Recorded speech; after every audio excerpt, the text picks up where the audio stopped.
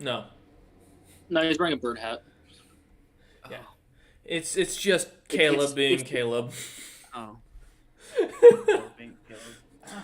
I say I did do a double take into Carl's backstory because I'd read it just this morning or this afternoon, and I was like, I'm pretty sure I didn't miss this. All right, hold up. Oh man, Caleb, I will require one thing.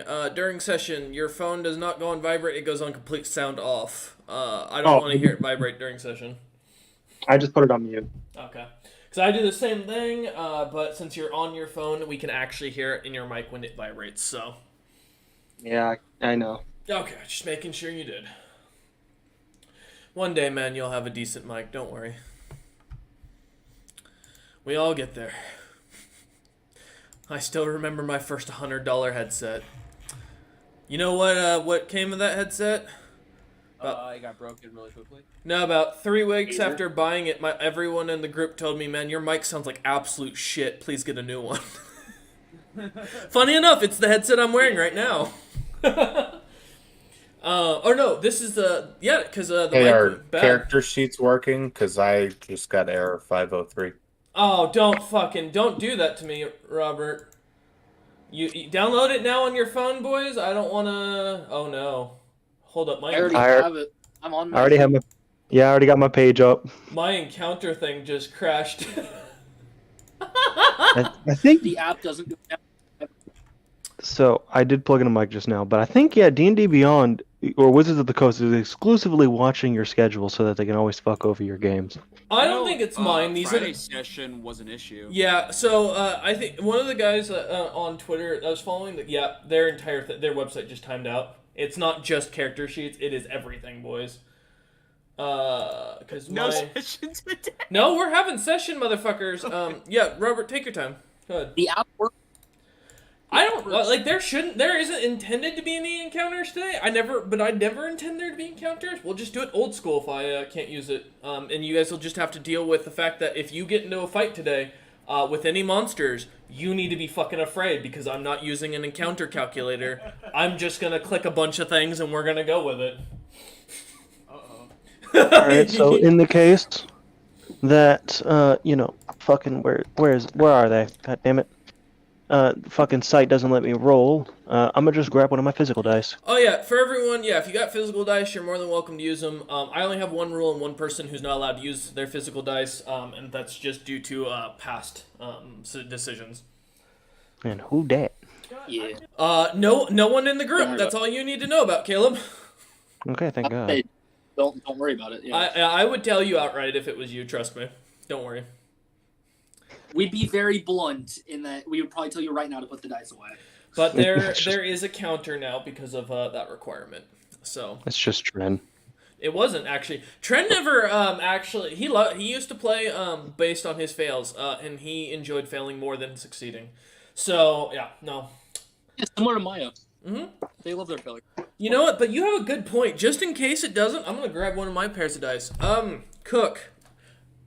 Your party leader. Pick a color. back. Pick one of the chromatic colors. Red. Remember, Red works. All right.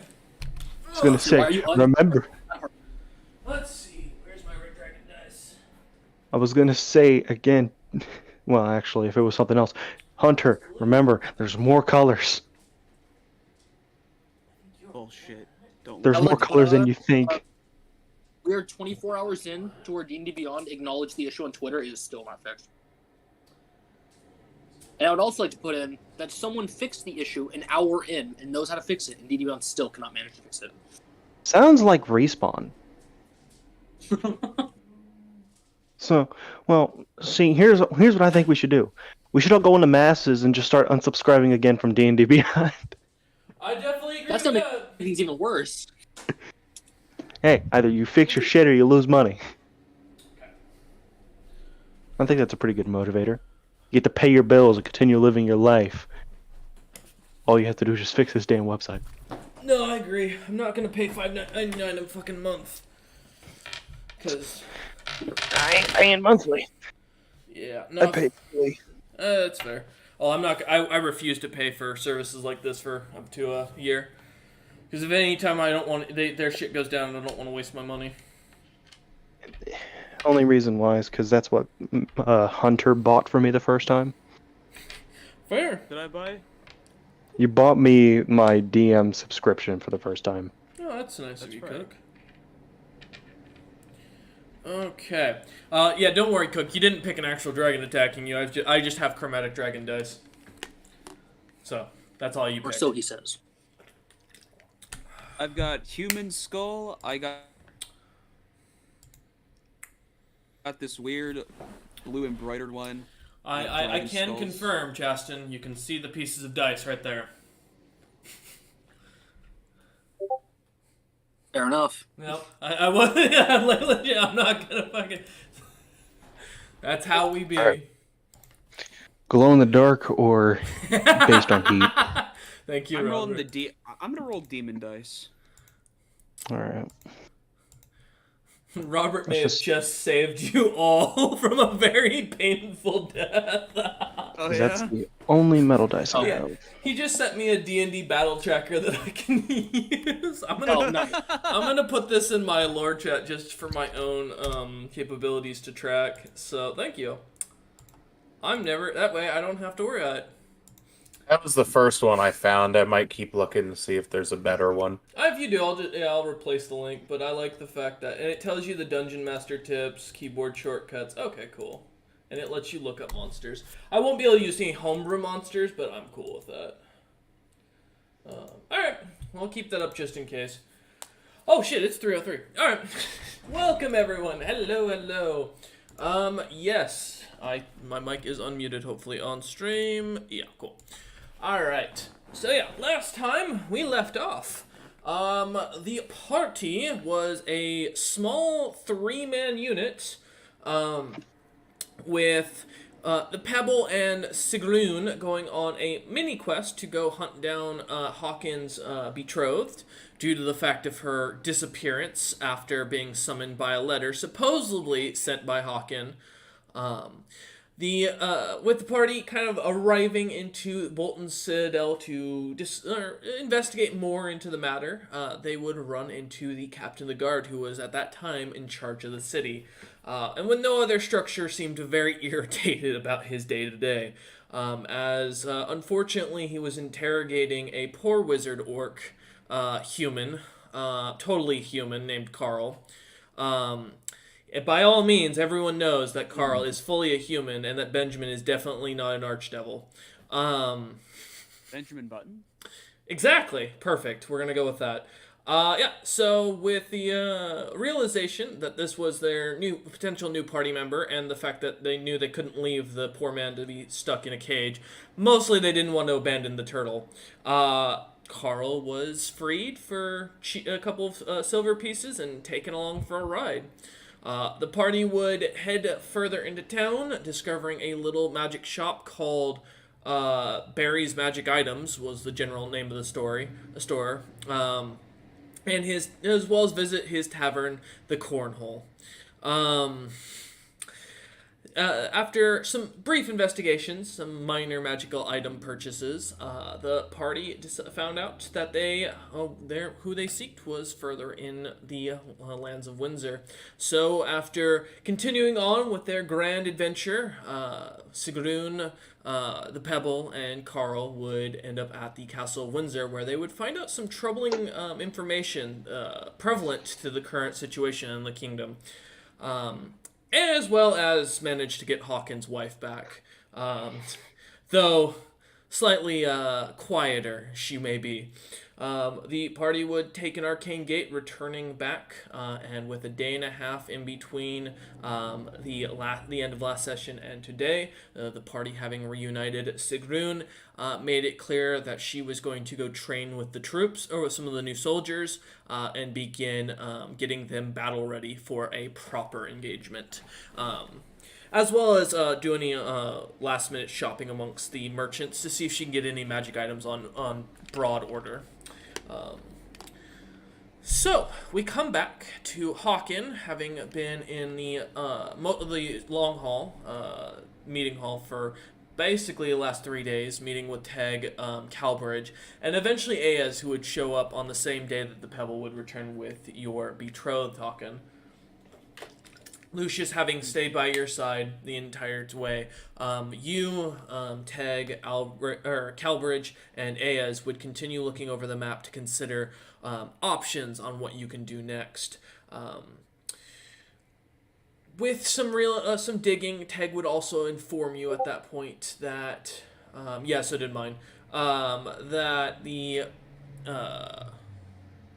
Autognomes and Warforge that that Chantrell was working on have been completed to a small amount, and that he had sent them in to be observed by the soldiers and made sure that they were taken possession of by the dwarven spirits as requested.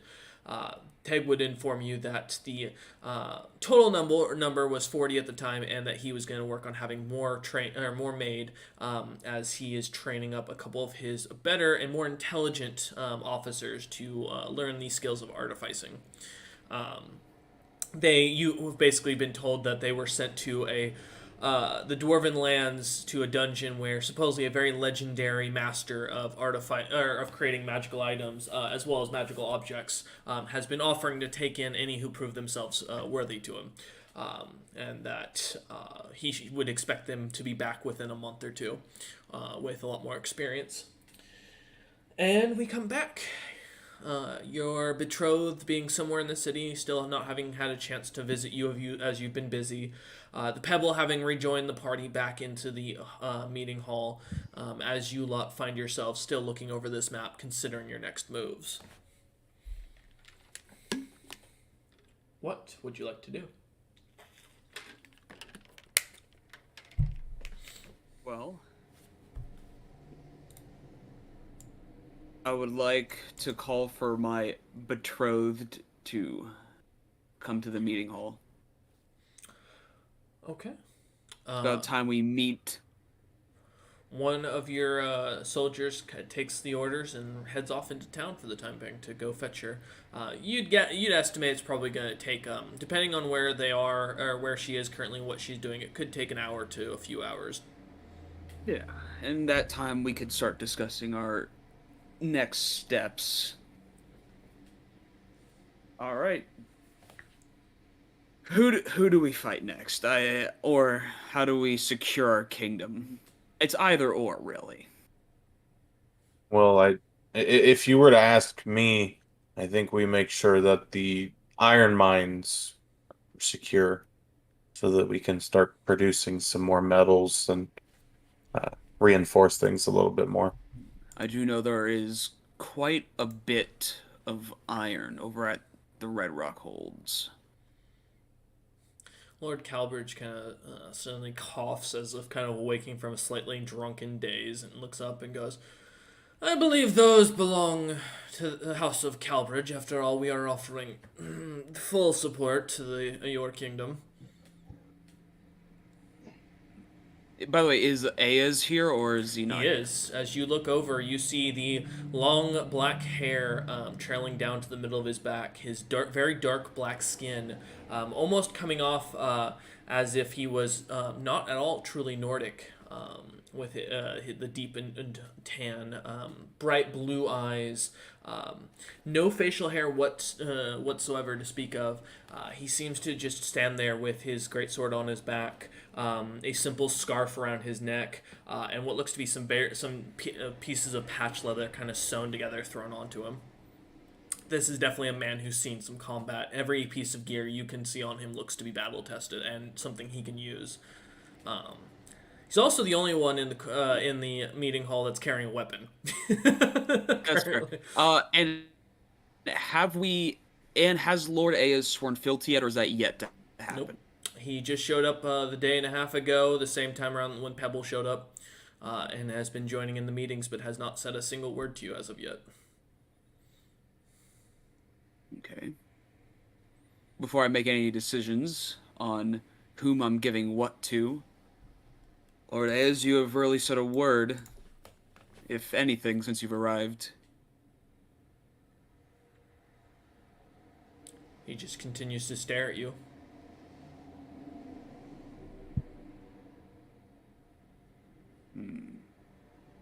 Do you wish to swear fealty to me, so that I may grant you titles and lands, like I'm about to do with Lord Calbridge?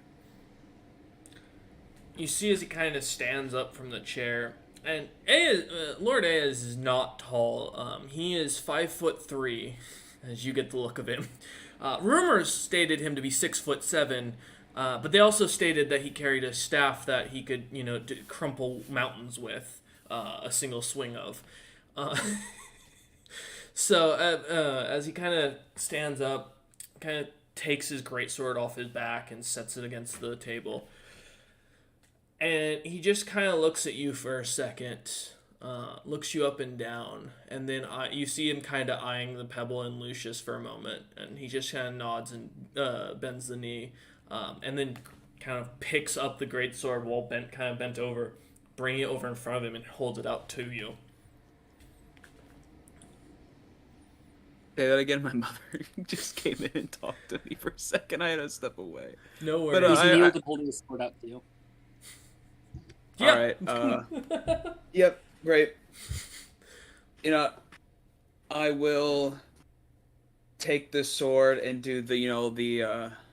Actually, what is the traditional way to do this for the North? Is it like the same, the sword on the shoulders and then once on the head, or Not is at there all. a different? Offering of a sword is a symbolic method. You don't actually take the sword. It's just their way of stating that they will fight for you in a sense, that you control them as they serve you. Very good, Lord Aez. I accept. Carry on. He stands back up, puts the blade back on his back, and he sits back down. As soon as he does, the back of the chair completely cuts off due to the great sword, cutting it off and causing it to turn into a stool. Understood. Hey, all right. Lord Calbridge, I grant you the title of Master of Intrigue as well as the Red Rock Holds. Calbridge smiles and nods, and he goes, "And of course, your second in command's hand for my daughter." If they are both to agree, then so be it. Absolutely not. Calbridge kind of looks at Lucius and goes, "Should you refuse, I will just take my funding and abandon your king." They already turned me down, so. My wife turned me down 4 times before she finally saw reason. It just takes a drink, some roses, some kind words, and a lot of money.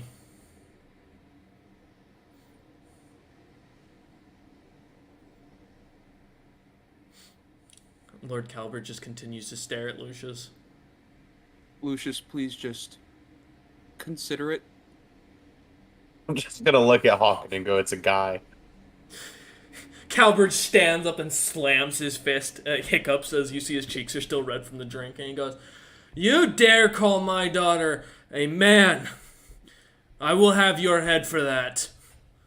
You expect me?" And he looks to Hawken as he turns with anger, and he goes, "You expect me to follow you into battle when you got men like that serving you?"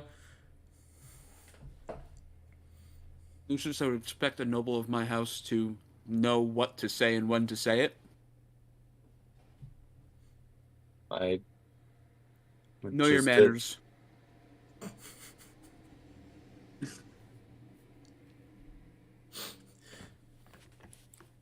Lord Calbridge still looks steamy, like angry. Yeah, Lucius, I like snarl towards Hawken and I'm just fucking leaving. Oh, alright. As Lucius turns and walks out one of the side doors, slamming with effect, you hear him walk off, and Lord Calbert just looks at you. Can I roll to see how hard it's slammed? Yeah, why not? Straight strength? Yep, just strength check. Gotta give a signal when he leaves. That's a 16. Yeah, as you listen, you hear as the door slams, the knob on it, the ring on it, you hear on the other side cracks off and it hits the ground as Lucius just continues walking off down the hall. You kind of hear the slight ding of the metal from hitting the stonework. As this happens, Lord Calbridge turns and starts walking out of the meeting hall through the main entrance. swearing up a storm as he just walks off, and he slams the door with a lot less effect, with a 5. Yeah, and the door just kind of lightly closes as he kind of storms off into the town. And what thus, am I gonna do? Hawken, you are left with yourself, the Pebble, Carl, and Lord Ayaz just sitting there. Just gonna rest my hand on my face a little bit, like an what am I gonna do with those two? Anyway, Lord Ayaz, He nods. I grant you the title of Master of the Battlefield, and I grant you Redford Fort. He nods again.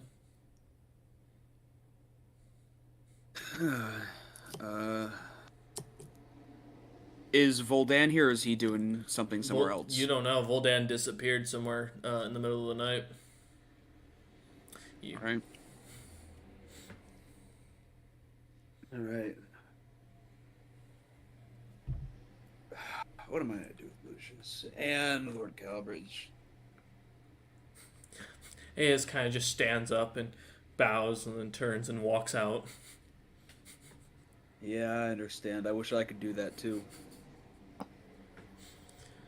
Alright. Gentlemen, advise me. What do you guys think our next steps shall be? Any Well, news? first, as much as it's an awkward situation, his daughter's really not a daughter. It really is a guy. Oh yeah, I know. He introduced himself. And he really doesn't want to marry Lucius.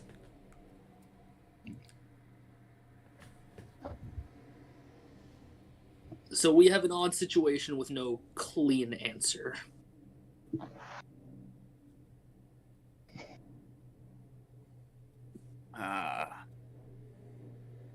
Truth be told, I don't know how to get out of this one. I mean, they can either say no and we lose support, or Lucius just has to, and the son have to just suck it up for maybe a year or two. But that's not gonna be fun for anyone. What? The son could fake their death, I guess, but I don't know if they really want to leave the noble life. No, they want their nobility. They want to take over after Calbridge. Apparently, they've been avoiding marriages left and right up to now. I think he said this was his 20th something suitor.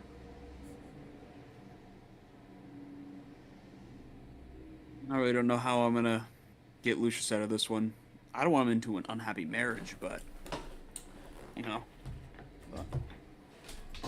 As you lot are talking, beginning to look over the map more and discussing a couple of the local items, Pebble, Carl, and Hawken, all give me an intelligence check.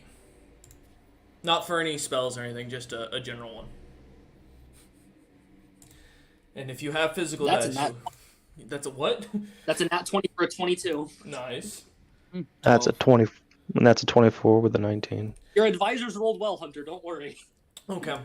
So I will be giving you the answer when we come back to you lot, Hawken, for what you lot discuss and discover. Jumping over to Lucius, as you leave Lucius, heading out into the front courtyard, you kind of go off to one of those trees on the side of the castle that you know is a little away from everyone else, that no one's going to pay attention to you if you're doing anything in. And as you kind of head over there, you pull out your scimitar and start practicing your swings, kind of with a bit more anger and a little bit more strength to it to get your irritation out. You suddenly can hear the quiet and faint footsteps that you, at this point, have become accustomed to of Teg, as he comes walking kind of up from the courtyard, as if he was coming from the inside or from further in the town, wearing his normal, simple, studded leather of this like strange black leather material, not carrying weapons, just calmly, relaxingly walking towards you. He eventually, after a few minutes, catches up to you as he watches you swing, and looks at you and goes, "You know, I can't help but, overheard what was going on. I think I have a way we could solve your problem as well as keep Hawken happy about it. If you're interested." And what would that be? Well, I mean, we know that the young Lord Calbridge, well, Prince Calbridge, we'll call him, wants to rule, and he doesn't want to be married to you. Easy answer: just kill Lord Calbridge. Make the son Lord, and he'll swear fealty to Hawken, because really he won't have a choice if he doesn't want to have to deal with anybody taking over his land after since he's still young, or any stronger man deciding to try and claim him as an actual daughter or wife. And at the same time, you don't have to marry him now, because now if he'll come out as fully as a male without any repercussions. You'd be fine and off the hook. You don't have to deal with the annoying drunk, and the son gets to rule as he wishes, and your king gets what he wants.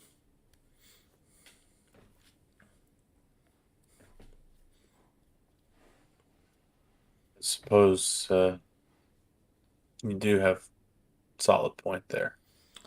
And you know, what is more enjoyable than getting vengeance on the irritant who bothered you?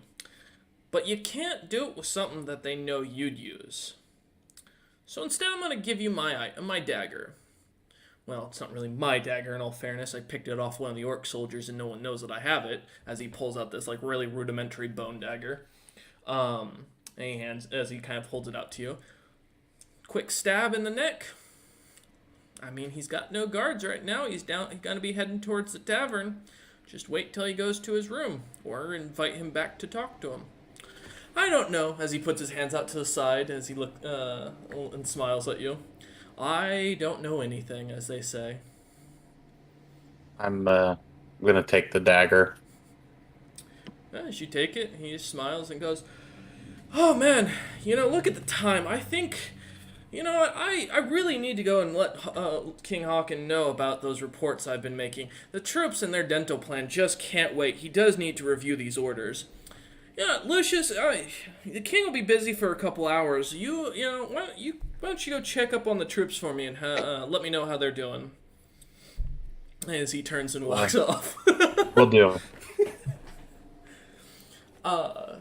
You find yourself now standing alone with this very rudimentary bladed dagger. I'm gonna kind of slide it into my hip so that it's concealed a little bit. You suddenly feel a slight warmth on your body from the dagger. I will head towards the tavern. Okay. About 30 minutes or so goes by. We're going to come back to you in a minute, Lucius. Hawken, Pebble, and Carl, as you're kind of sitting in the room going over everything, you come to the realization that there are a couple of known orcs that have stood out amongst the group. And one of them has even offered to serve the Pebble as one of his first potential knights coming forward, if he was willing to take him. After some introductions, the Pebble kind of would have gotten the basic understanding. The gentleman was pretty strong, not the most intelligent, but definitely malleable, and definitely more skilled than your average, soldier. And that he had offered to bring in others like himself to serve in helping both build up the future of the orcs as well as rebuild the kingdom for a better and prosperous future. So, getting good heart.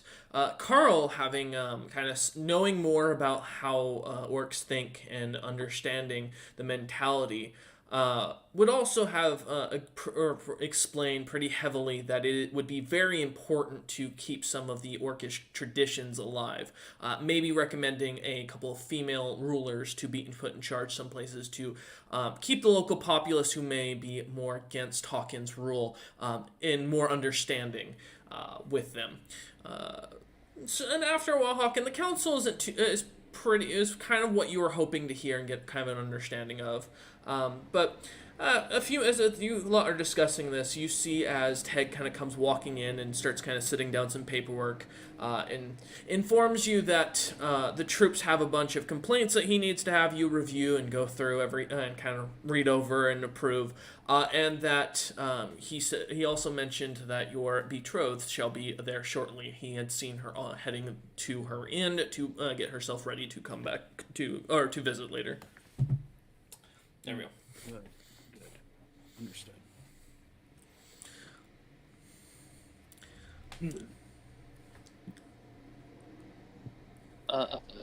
If he's So- just leaving reports, Pebble, he wants to speak to Teg about afterwards. Oh, Teg will kind of look about and go, I'm more than happy to stay. In fact, I'm more than happy to give any advice I can. And he looks over at Carl and goes, may I ask, who are you? Oh, Same thing. my name. Who? Sorry, I could have sworn I introduced myself already. My name is Carl, and I am a traveling wizard. Pebble met me a few days ago and agreed to allow me to accompany him. I actually wanted to speak to you, Hawken, about selling my services as a wizard into any inquiry you may have. I wish to aid you in battle and potentially help you rise to a better king, if you allow me. Ted kind of looks him up and down and goes, he speaks really well for an orc. I'd keep him. Very least, he might be able to communicate with the more primal-looking ones. Okay, why does everyone keep thinking I'm an orc? I am not an orc. I am just a badly scarred human. He pulls his Sorry. Ted kind of pulls his glasses forward and goes, and you see his eyes kind of shift and glow, and you recognize he's casting True Sight on himself. And he smiles at you as he puts the glasses back up. Oh, do you trust him? He kind of makes me feel uncomfortable. I trust Teg a lot. I wouldn't have made him my master of arms if I didn't. Thank you, my liege. All right, Carl. I've had a recent issue of people betraying my trust recently, so forgive me if I'm not so trusting of you immediately. I will allow you to travel along with us, but Pebble, you are responsible for him. And it was the plan regardless. Ted kind of I may add. Oh, go ahead, Carl. I may add, I did not expect you to trust me immediately, so I will be doing whatever I can to prove that I am a valuable asset for you. We'll see how things work out in the end. Ted kind of looks over at Pebble and goes, did you, by the chance, have anything on the report of what occurred when you went and found our liege's betrothed? I imagine there was much going on in the situation if you all had to go to Bolton Citadel.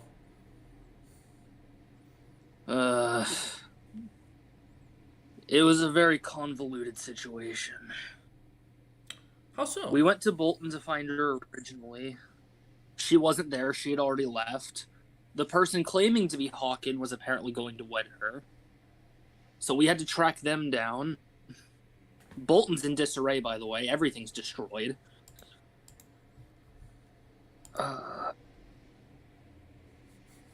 Luckily, we found a wizard who got us quickly to find them, and we were luckily able to bring her back. Without issue. And that was it? Well, other than that, there was a personal issue of someone trying to kill me, but that had nothing to do with the kingdom. He just didn't like me personally. Okay. Thank you, Pebble. Tag looks about and goes, huh. Oh, fair enough. Well, as I mentioned, my liege, the reports are needed to be looked over.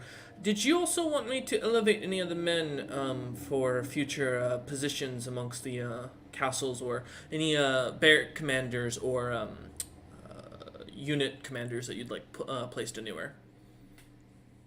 Sure, Teg. I'm sure you know who is right to bring up, but of course, before they are able to be in charge of anything major, I would like to meet them myself. He nods and goes, certainly. Pebble had mentioned an interest in helping me train the troops. I feel like the elite, those who are amongst of our commons, who are ranked amongst the elite, would be the perfect candidates for his training.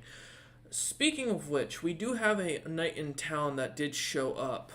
He looks about and goes, I believe his name was Gani. He is a Nord with a particularly pale exterior.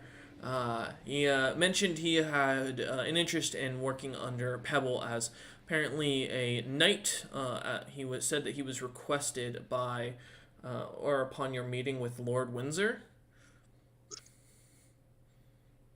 Yeah, when we retrieved the princess. Teg nods and goes, He said he would send people as a peace offering of sorts. I didn't know we had made peace with House Windsor. We didn't. But I had to meet with him to get the princess because that's where she was. Well, you did your best, and at the very least, you did all that you were required to do, so no one can truly question that. As he looks to Hawken. If you would, I can send the young man in. I feel it would be impertinent that he meet you, at the very least, so you can get a good understanding of who he is. Otherwise, that is the only other business I might have. I have some troops to go see to on some new drilling practices with the Lady Sigrun, if you don't mind. Yes, of course. By all means. I would like to see this man, and you can do as you wish. He nods and says, I will send for him immediately, my liege, as he turns and starts to walk away. Yes. I would like to send at least a message to Lord Calbridge to see if he may be able to do a investigation on this new knight that came from the House of Windsor. And is, not very trusting. Okay. Jumping away from you lot back over to Lucius. Lucius, as you find yourself kind of walking through town, you see a very popular tavern where it looks to be, even at this hour, in the early hour in the day, people are dancing, drinking, and having a good time. Having experience as a soldier, you'd know that this would be definitely a place where someone who's looking to drink for the experience would definitely want to be, rather than the just lonesome enjoyment of the alcohol. However, you do know there is a tavern on the other side of the town that is a place for people to drink on their own. That is a bit more secluded and out of the way. Yeah, I'm gonna go to that one. You're gonna go to the secluded one, or you're gonna go to the one you're standing in front The of right now? secluded one. Okay. About half an hour goes by. As you start to walk through the poorer districts of the town, you see some of these soldiers kind of cleaning up the roads, moving bodies, taking care of some of the more torn down houses. You see the orphanage that Hawken has been well known to visit and do a lot of work with, as well as the church that is slowly being built up across the street from it. Not an impressive church, but a small one nonetheless. As you continue past, you come across the tavern called The Corner, mostly because it sits at the corner of the city's far southern, southeastern wall. Trying to picture everything and talk is a problem here. So as you kind of look on, you see this at the corner wall, a tall 3-story tavern that seems to kind of jut out in the center as well, and then come shrinking back into a proper size at the very top level. The tavern looks almost in disarray, but you can hear the quiet polishing of glass at work, and the occasional sounds of someone hiccuping as they've been drinking. As you stand in front of the tavern, most notoriously known as The Corner. Do I smell Calbridge? Almost immediately. The strong scent of the cinnamon alcohol that he is famous for in his house reeks throughout the air. I'm gonna go ahead and go in. As you walk in, you see a single tavern keep, a young woman with brown hair, brown eyes, just kind of sitting there. You'd guess her age probably in her maybe mid-40s, just polishing a glass, and a figure sitting at the tavern with what looks to be a brightly colored liquid in a pretty big glass, wearing a tattered cloak with a hood over their head. They seem a little bit above average in height, but definitely a lot heavier set by the looks of them. You can't see their face due to the cloak over their head, but you can definitely tell the smell coming off of them is where that scent is coming from with your passive. I'm going to kind of keep my distance at first and observe, Okay. just because they're hooded and such. Yeah. I'm no dummy. As you come in and find one of the tables sitting down, you look around. There's no one else in the tavern. The fire is just kind of lightly crackling as it's still pretty warm outside. And for the most part, it seems to be just cooking a couple of things in clay pots. The barkeep kind of comes around the bar and walks over and looks at you and goes, "Can I get you anything, sir?" Just a beer, whatever you got. And then I kind of like motion him to come a little closer, She nods, kind of leans in. and I'm just gonna set 30 gold on the table, and like I was never here. Are you here for the drunk at the front? He just came storming from the main part of the city, I think. She kind of sweeps the gold off into her hand, and then you see it disappear into a pocket. It's better you don't know that. She nods and goes, it's about time for my lunch break. She kind of stands up and goes, you gentlemen have a good moment. I'll be back in about 20 minutes. If anybody comes by, the liquor's enchanted, so you won't be able to get access without the card that I have on me. So enjoy yourselves and enjoy the drink. I will be back momentarily. As she starts to walk out, it goes dead silent except for the light crackling of the wood. The man at the front of the bar just continues to sip his drink as he stares off into into one of the bottles on the wall.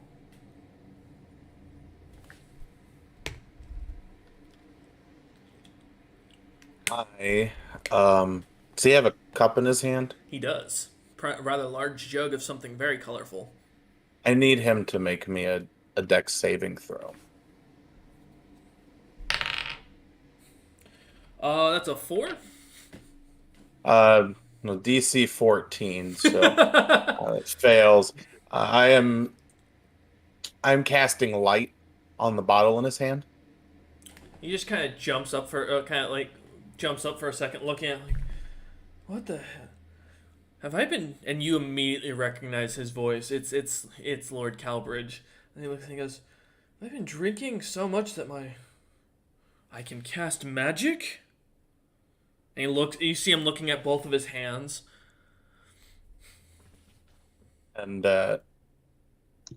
as bright as it is it any blinding to him at all? Yeah, he seems completely distracted by as he's looking at And it. just try to stab him in the neck then. All right, go ahead and give me an attack.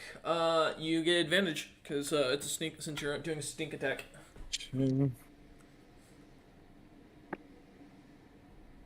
what do I plus with the dagger? Well, just do your normal d20 and I'll let you know what it is. So give you a d20 and then Yeah. okay, advantage. I rolled a 17 Okay. plus whatever. That's a 35 to hit. Yeah, you hit his AC by a long shot. As the dagger goes through, give me a d100 roll. Let's see. If it'll roll on here, yeah, it will. That's 23. Okay. You feel your like something begin to flow through your hand, Lucius, that's holding the dagger. And just as suddenly this strange feeling, an immense pain of burning upon your on your hand, on top of your hand, just starts to just immediately explode out. Your hand starts to shoot off little sparks. and you see a strange looking horned demonic looking head appear on your hand for a moment and then fade away. Let me send you just something real quick.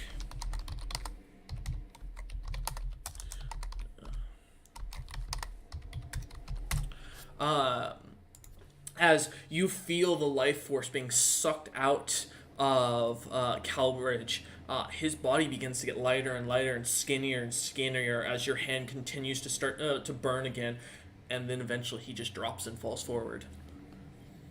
Completely nothing but a husk. I am gonna go ahead and bang out. Okay. Where are you heading? Since I imagine I know the town a little bit, I'll Yeah. take some of the back roads and such. Okay. Just try to get towards where like the army is, where Sigrun and them are training. Okay.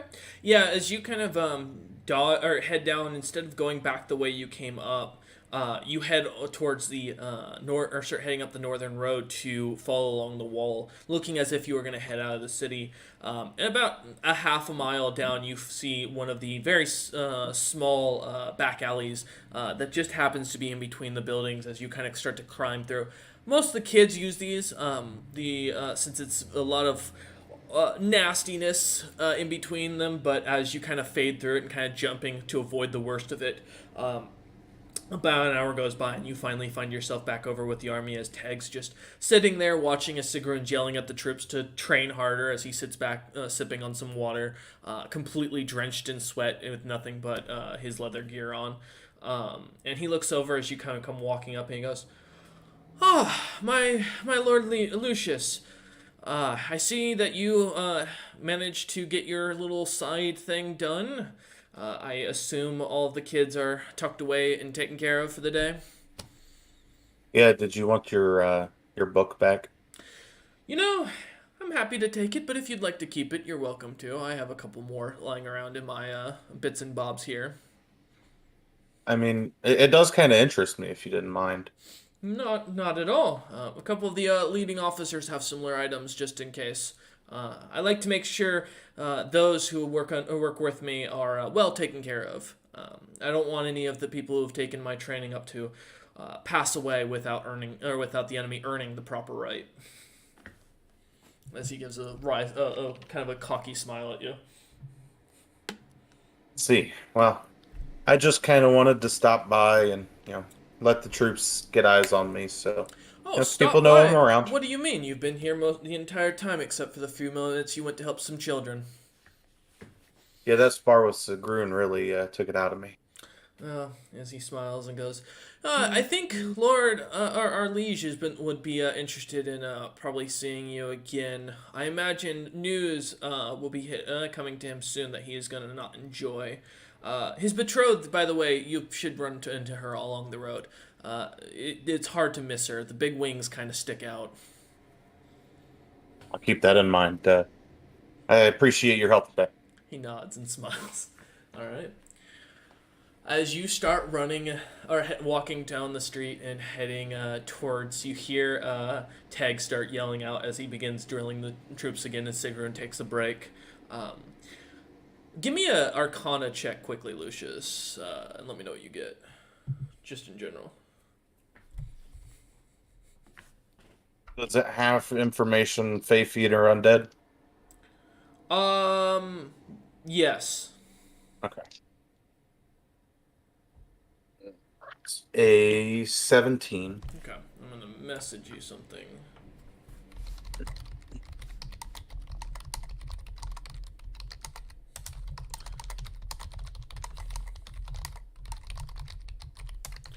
Okay. Alright. As you start to jog back to the town, or back up to the castle, running into Hawken's betrothed. Hawken, as you, Pebble, and Carl are still sitting there continuing to discuss things, about an hour or two goes by of you lot looking over the map, getting the logistics finally ironed out. finally, you see as Lucius comes back with your bride-to-be, the famous two-eyed snake of House Seraphim, as you have been hearing more and more rumors about. A woman who is supposedly notable enough to slay any man that looked at her the wrong way, and to have magic on par with even some of the greatest casters of history, including like the likes of Zelm and Zilpip. As Lucius kind of comes walking in with her, Lucius, the woman hasn't said a single word to you the entire walk up. But she didn't kill me, so I guess that's good. Yes. As you lot kind of get finally come in, she comes in a glorious, sparkling dress, very pale skinned, bright purple eyes. As you finally get a good look at her, her long black raven hair, as it's going.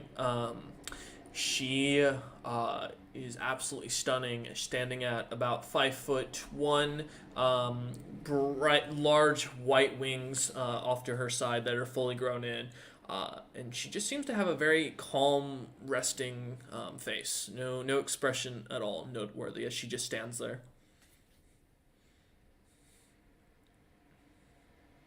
Hawken will approach and give a bow. As you give a bow, she doesn't return it. She just stands there. Doesn't even seem to look, or her eyes don't move. She just continues to stare straight ahead. And DM, what is her name again? That is a good question. Give me a second to pull the character sheet information.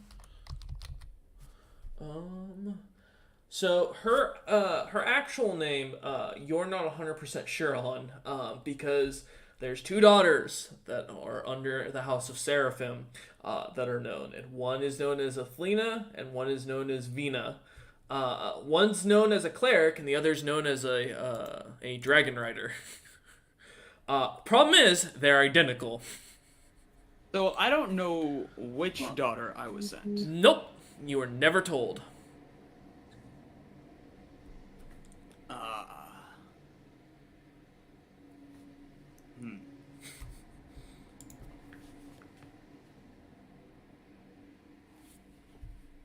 Forgive me.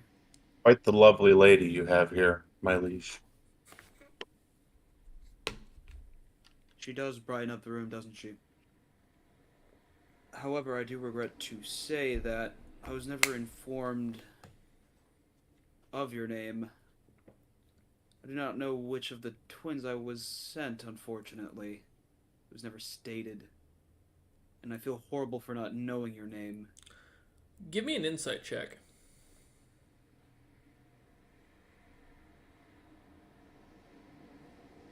I'm gonna use lucky.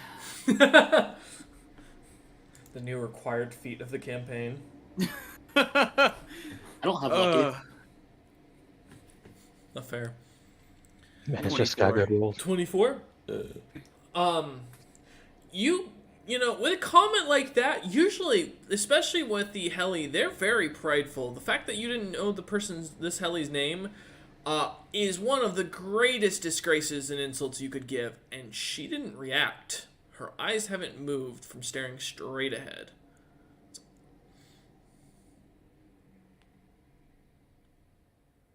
Is Are all Heli something like this? wrong?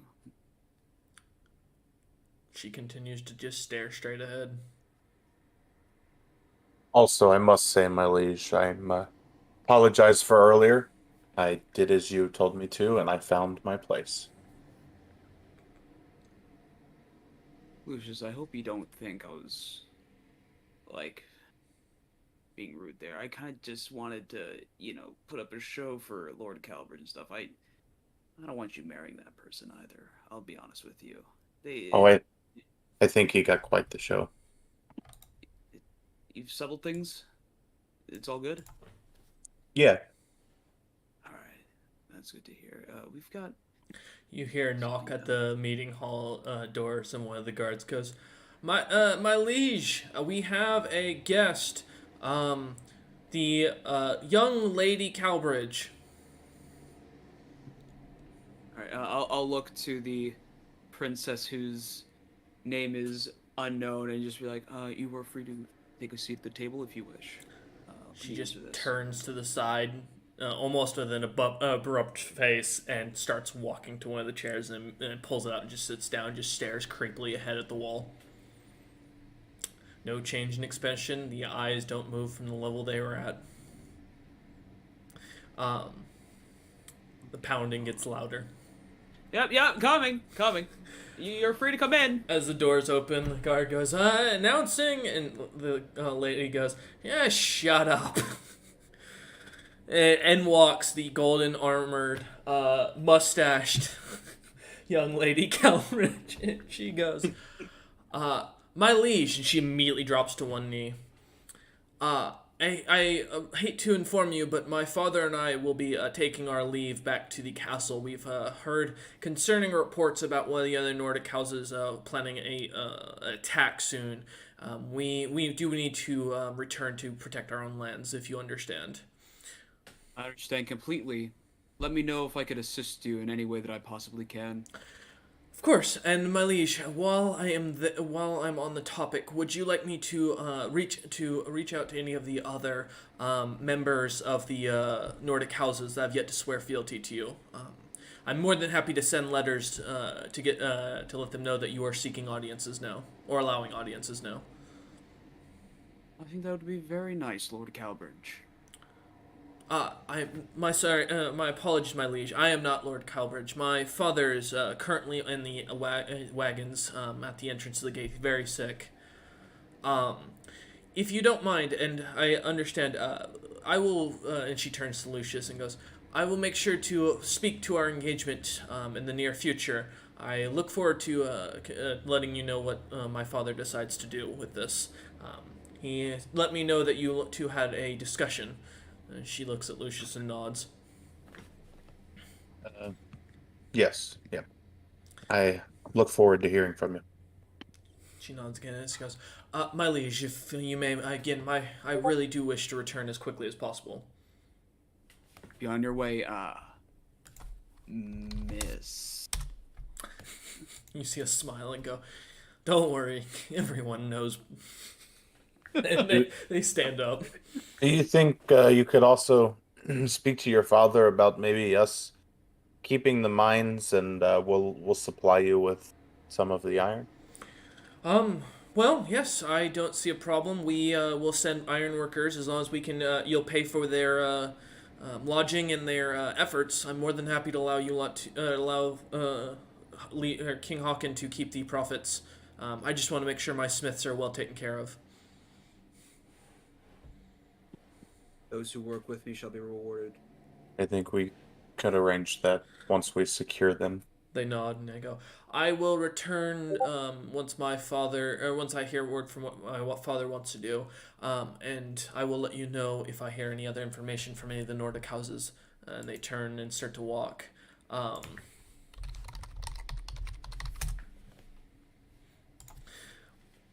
They head out and start kind of going at a quicker jog down the road as they're heading out. The guard closes the door. Now to another matter at hand. Something odd's happening with that woman. Princess, are you okay? You're saying nothing, you're acting strangely. Is everything alright? She continues to stare ahead at the wall.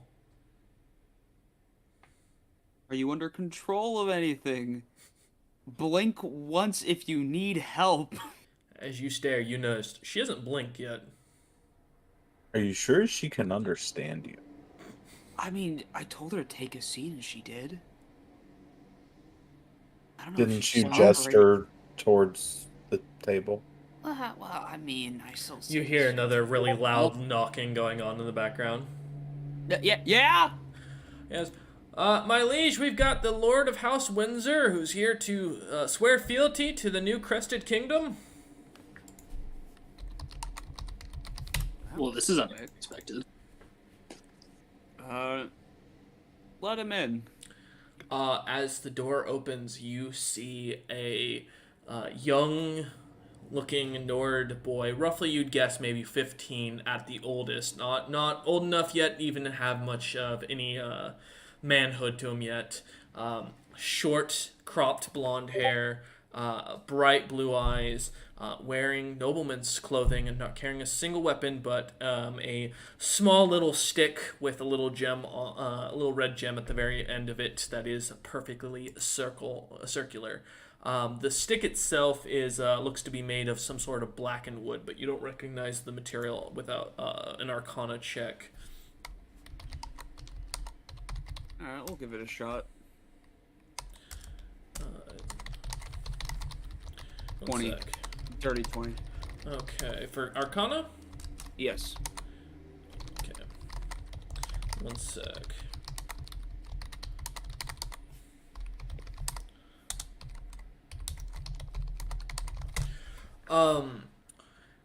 As you look at it and kind of start to think,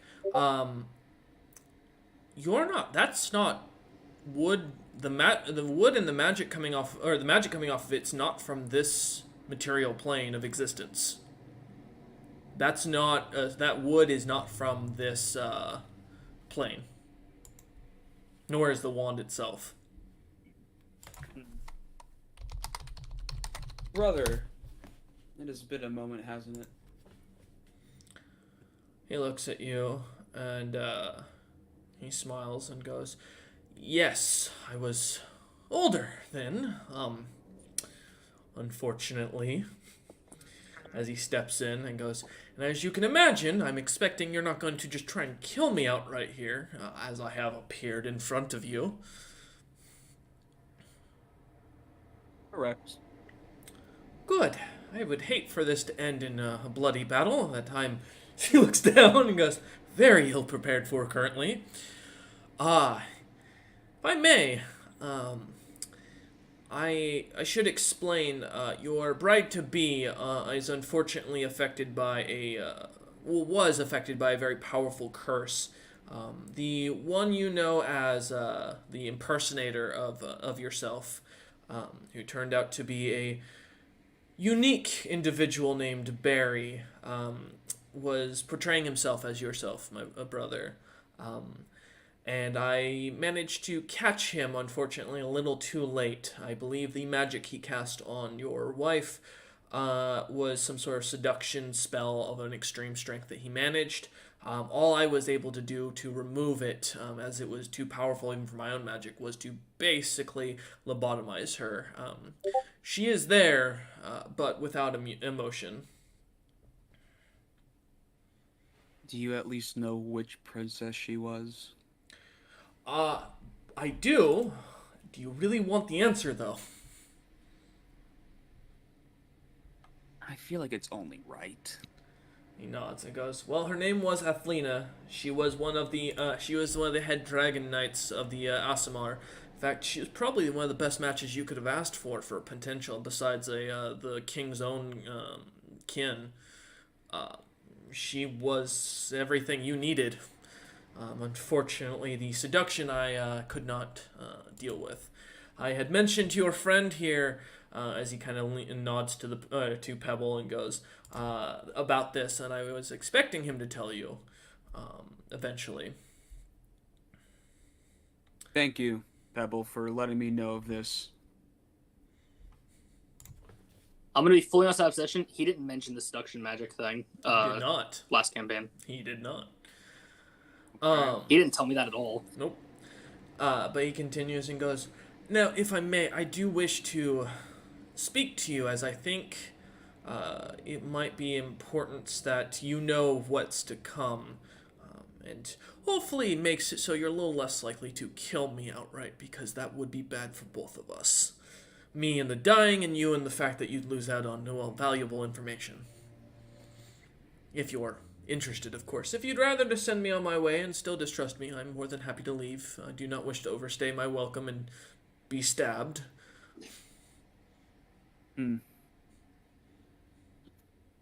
Fair concern to have.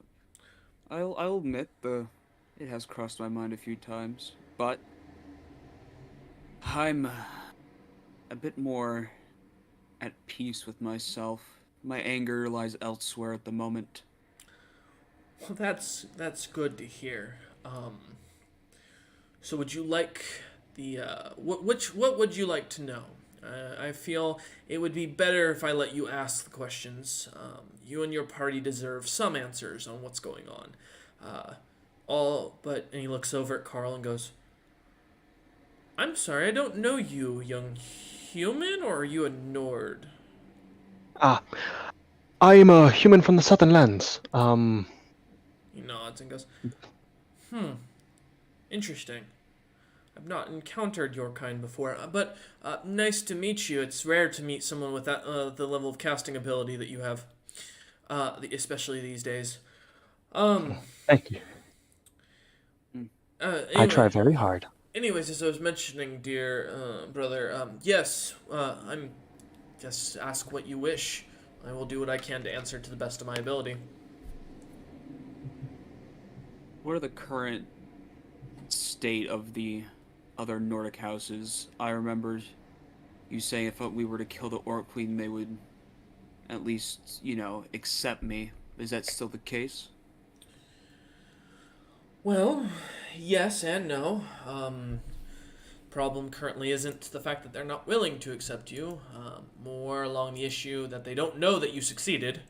As you can imagine, it has been rather difficult to get news these days. Understood. One quick moment, I need to go check because I think my package just showed up, and I want to make sure because it's pouring rain. So I'll be right back. All right. Talk amongst yourselves. Anybody got any input about anything? Well, I don't quite much Uh, know about this situation. Not in character. I know. Well, the sheer fact that he's saying I should tell you something that I was never told to tell you in the first place is kind of concerning. Yeah. I mean, to be fair, I probably Um, won't ever trust this man, so any information might still have a hint of truth, but who knows? Good news. Yeah. My jeans did show up. Nice. Bad news. They were in a Nice. bag because they were an asshole and didn't decide to put them in a box, and so the fucking thing's soaked. Well, at least they're washed. All right.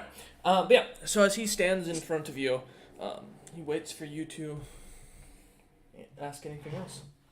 What do you know of the situation in the Dwarven lands to our west?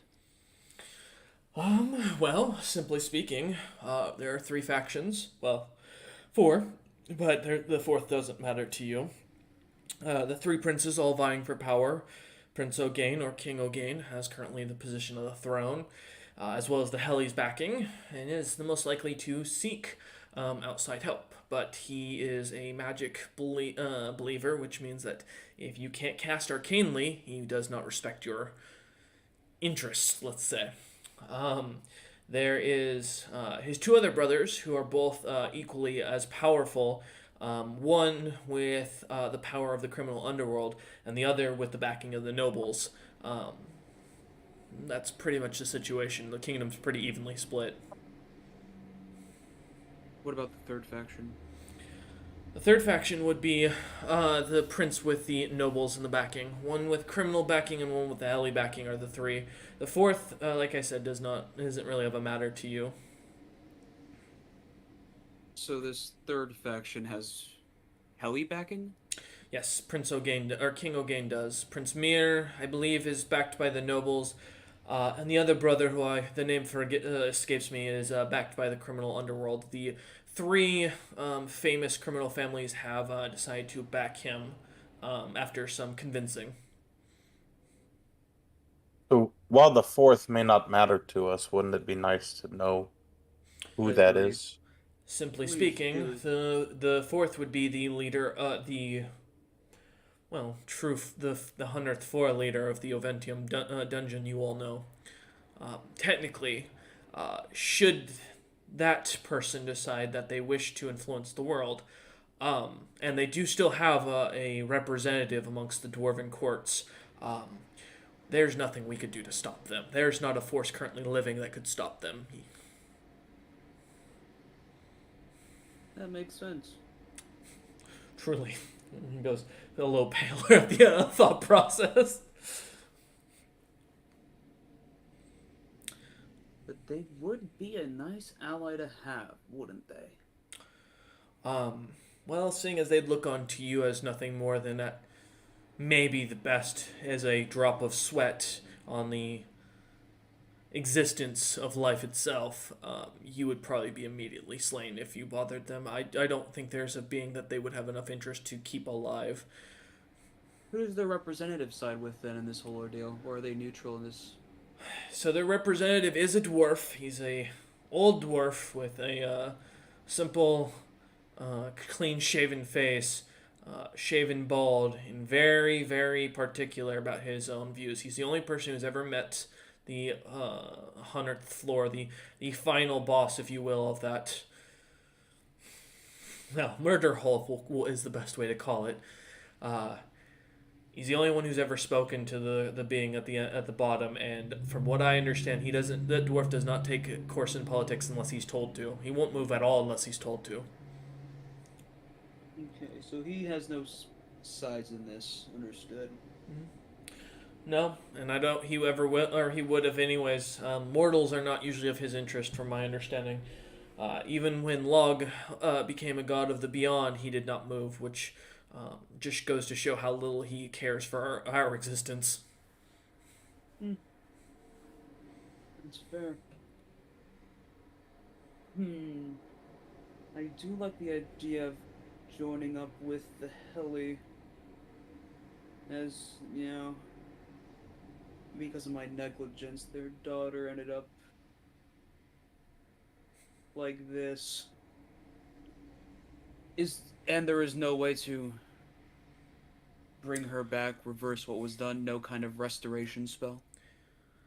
So that I can do, but it will come at a cost. What is your price, brother?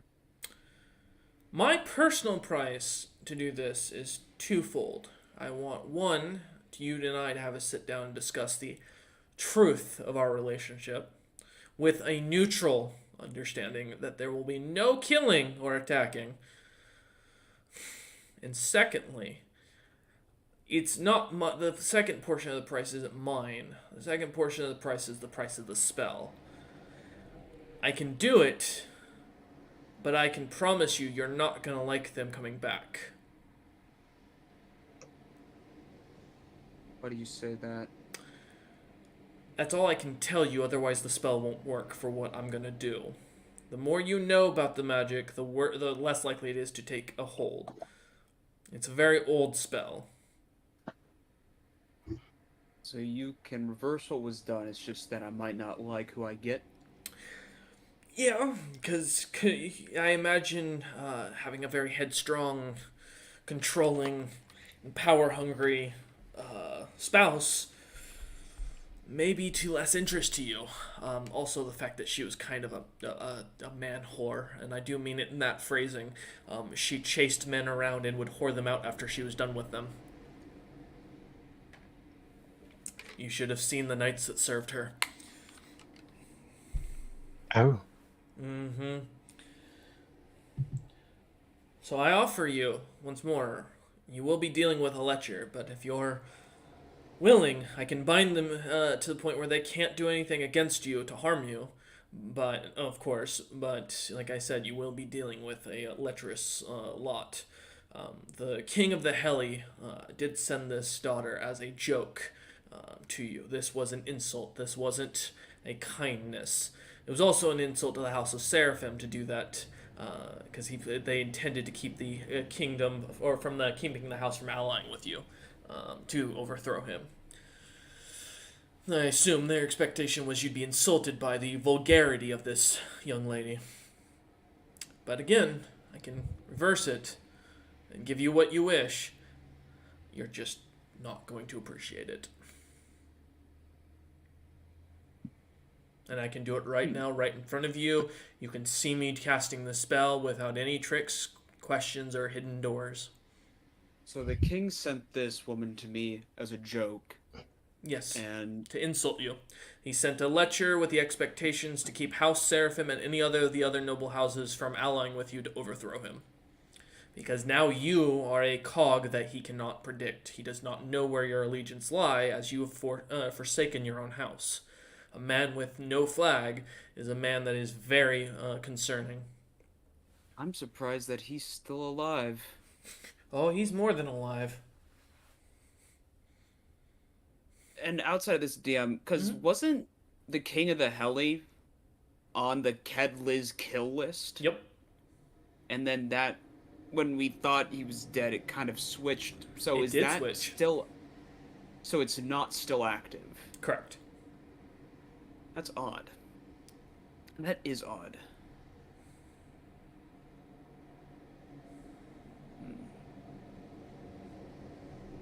I don't like that man. And I might not like this woman. But if you do turn her back, you do marry her, you have a claim to their throne, which is the benefit. I like the sound of that. Your Thinking children that I will will- have claims. Your bloodline will be technically royal by all Heli accounts. You carry magic. They cannot decline you as a king if you can manage to oust their previous. House Seraphim has long had outstanding claims on the throne. They just don't have the power that they used to. But also, in all honesty, they're kind of hated by almost all the other houses, so it's kind of hard to build a rebellion singly. All right then. Do you want to have the one-on-one before or after you cast the spell? I can cast it now, and we can save it for whenever is convenient for you. Thank you, brother. He nods. Claps his hands together, and you see suddenly all of you feel, even those who have no connections to the arcane, can start to see magic flowing in the air, almost as if it's lighting up and sparkling with this bright blue, causing the entire castle to slightly glow. From the outside, people can see your castle for miles glowing as the magic starts to increase, becoming more and more potent. Carl, you don't even have to roll to sense this. This man's casting an 11th level spell right now in front of you. With no ingredients, no components, no wording, no semantics. He is just casting it as if it's a cantrip right in front of you. So while my face is covered, I'm amazed. I'm in awe. The magic starts to expand and expand and expand, and then you just hear suddenly a huge scream of pain coming from inside, further into the city, that is joined by another for a moment. And you suddenly see the young Lord Windsor kind of looks confused for a moment, turns, and then looks back at you, Hawken, and then looks at the pebble and goes, I thought... Alright. And he smiles as he claps his hands hard right in front of the pebble's face. And suddenly the woman lights up with color. Her hair changes from black to bright red, to her eyes change from that black or that purple color to a more bluish color. She kind of gets a little bit more life into her body, a bit more stiff in her back. And she looks suddenly a lot more alive. And then looks about her hands with confusion and starts to say something, and no words come out. And your brother looks at you as the spell fades and goes, so I did mention there might be side effects. Good news, she can't talk. Bad news, I don't know why the hair color changed. I don't know if that's a Heli reaction to the spell. If this is what she actually looks like. All I can tell you right now is it's her. She's back. He kind of looks kind of concerned as he stares at her. She continues to try and scream as nothing's coming out. Welcome back, princess. She just kind of looks at you and eyes you for a second, and looks you up and down, and looks at herself again and eyes herself up and down. And Hawken, you've seen soldiers, you've lived the soldier life. You know that soldiers are typically, the only reason they fight in armies is for one of two reasons. the family they already have, or for the whore they want to start one with.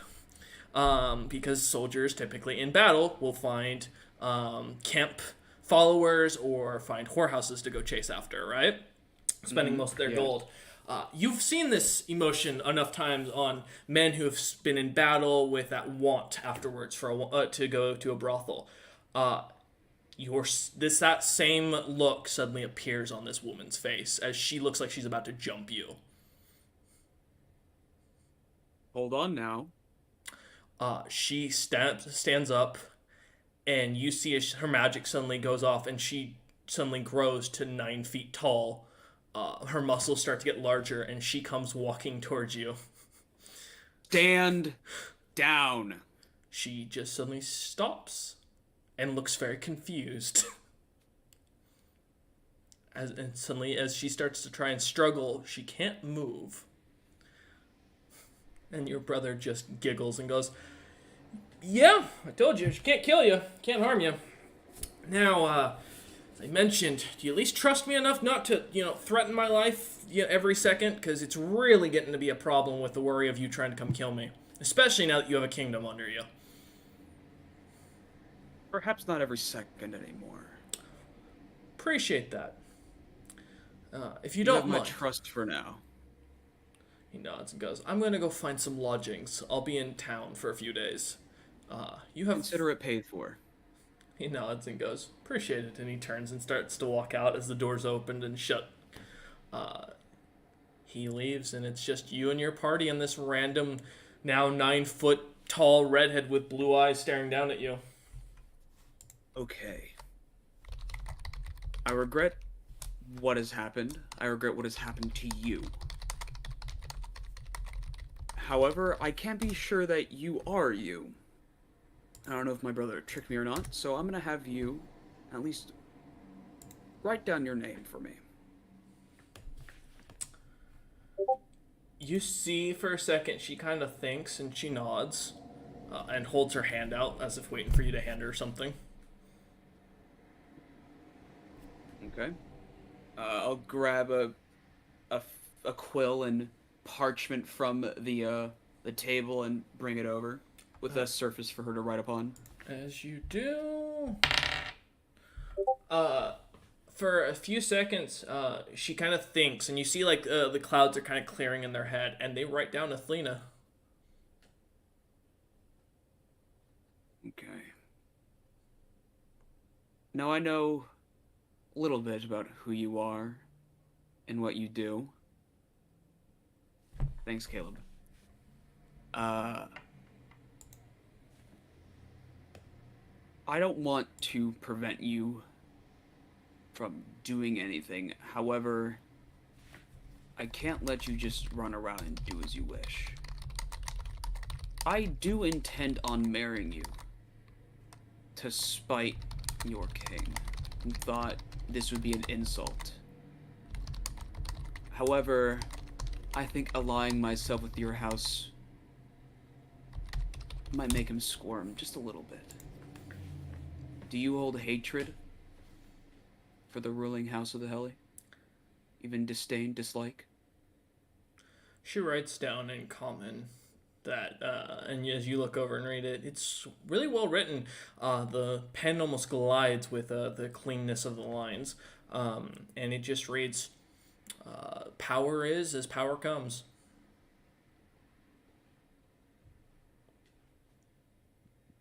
Law of the wild. Survival of the fittest. Strength is power, and I agree. So, I don't wish to control you any more than I have to, besides to protect my own life and other things that are important to me. So, you may continue moving as you wish, write as you want. Maybe we can find a way for you to communicate once more, but or at least easier, maybe even telepathically. However, we got work to do and a marriage to make. Are you prepared? You see the biggest smile on the this hulking woman's face suddenly grow.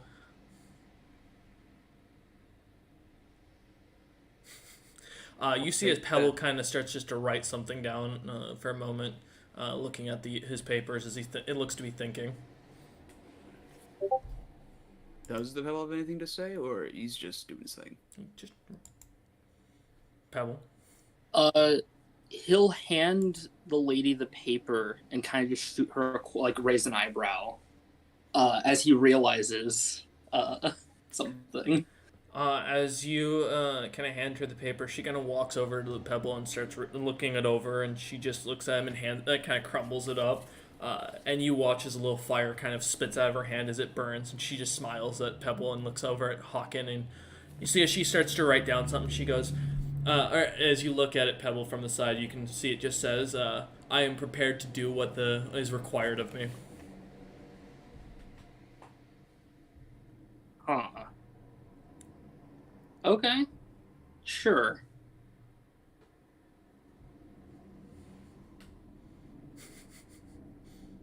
I'll roll with it. She just kind of looks about and kind of smiles and starts walking, or kind of heads to the doors, and she opens them up. She shrinks back down and heads into. You see her head off to one of the side halls and further into the keep, writing some stuff down as one of the guards kind of follows her off to make sure everything that she's escorted and all right. Doesn't even stop to look at you, Hawken, afterwards. Mumble to Hawken. I'm like, that's gonna be one good honeymoon. I'm concerned but intrigued.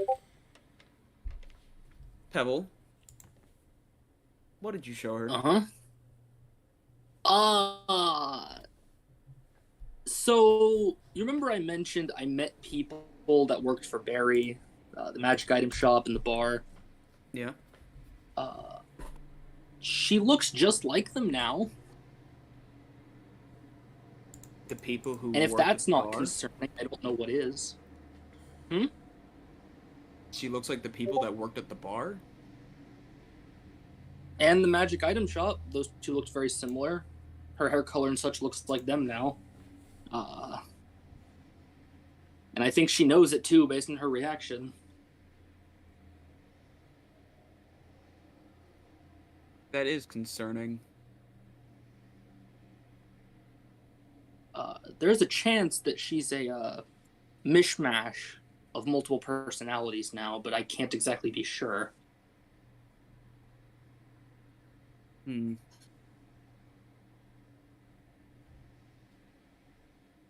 I'd like a message sent to her house saying we accept the marriage proposal. You say this, you hear one of the guards on the other side of the doors go, right away, my liege. Good man.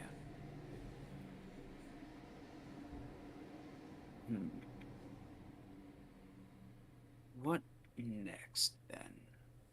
I'm gonna be married. My brother might not be as horrible as a being as I may have thought, but we'll see yet. I guess it's the matter. And before I yes. wander off to speak with Teg, as I taken earlier, although your brother said I was supposed to tell you that, he never told me about the lobotomy, he called it. I was as in the dark as you were until he mentioned it.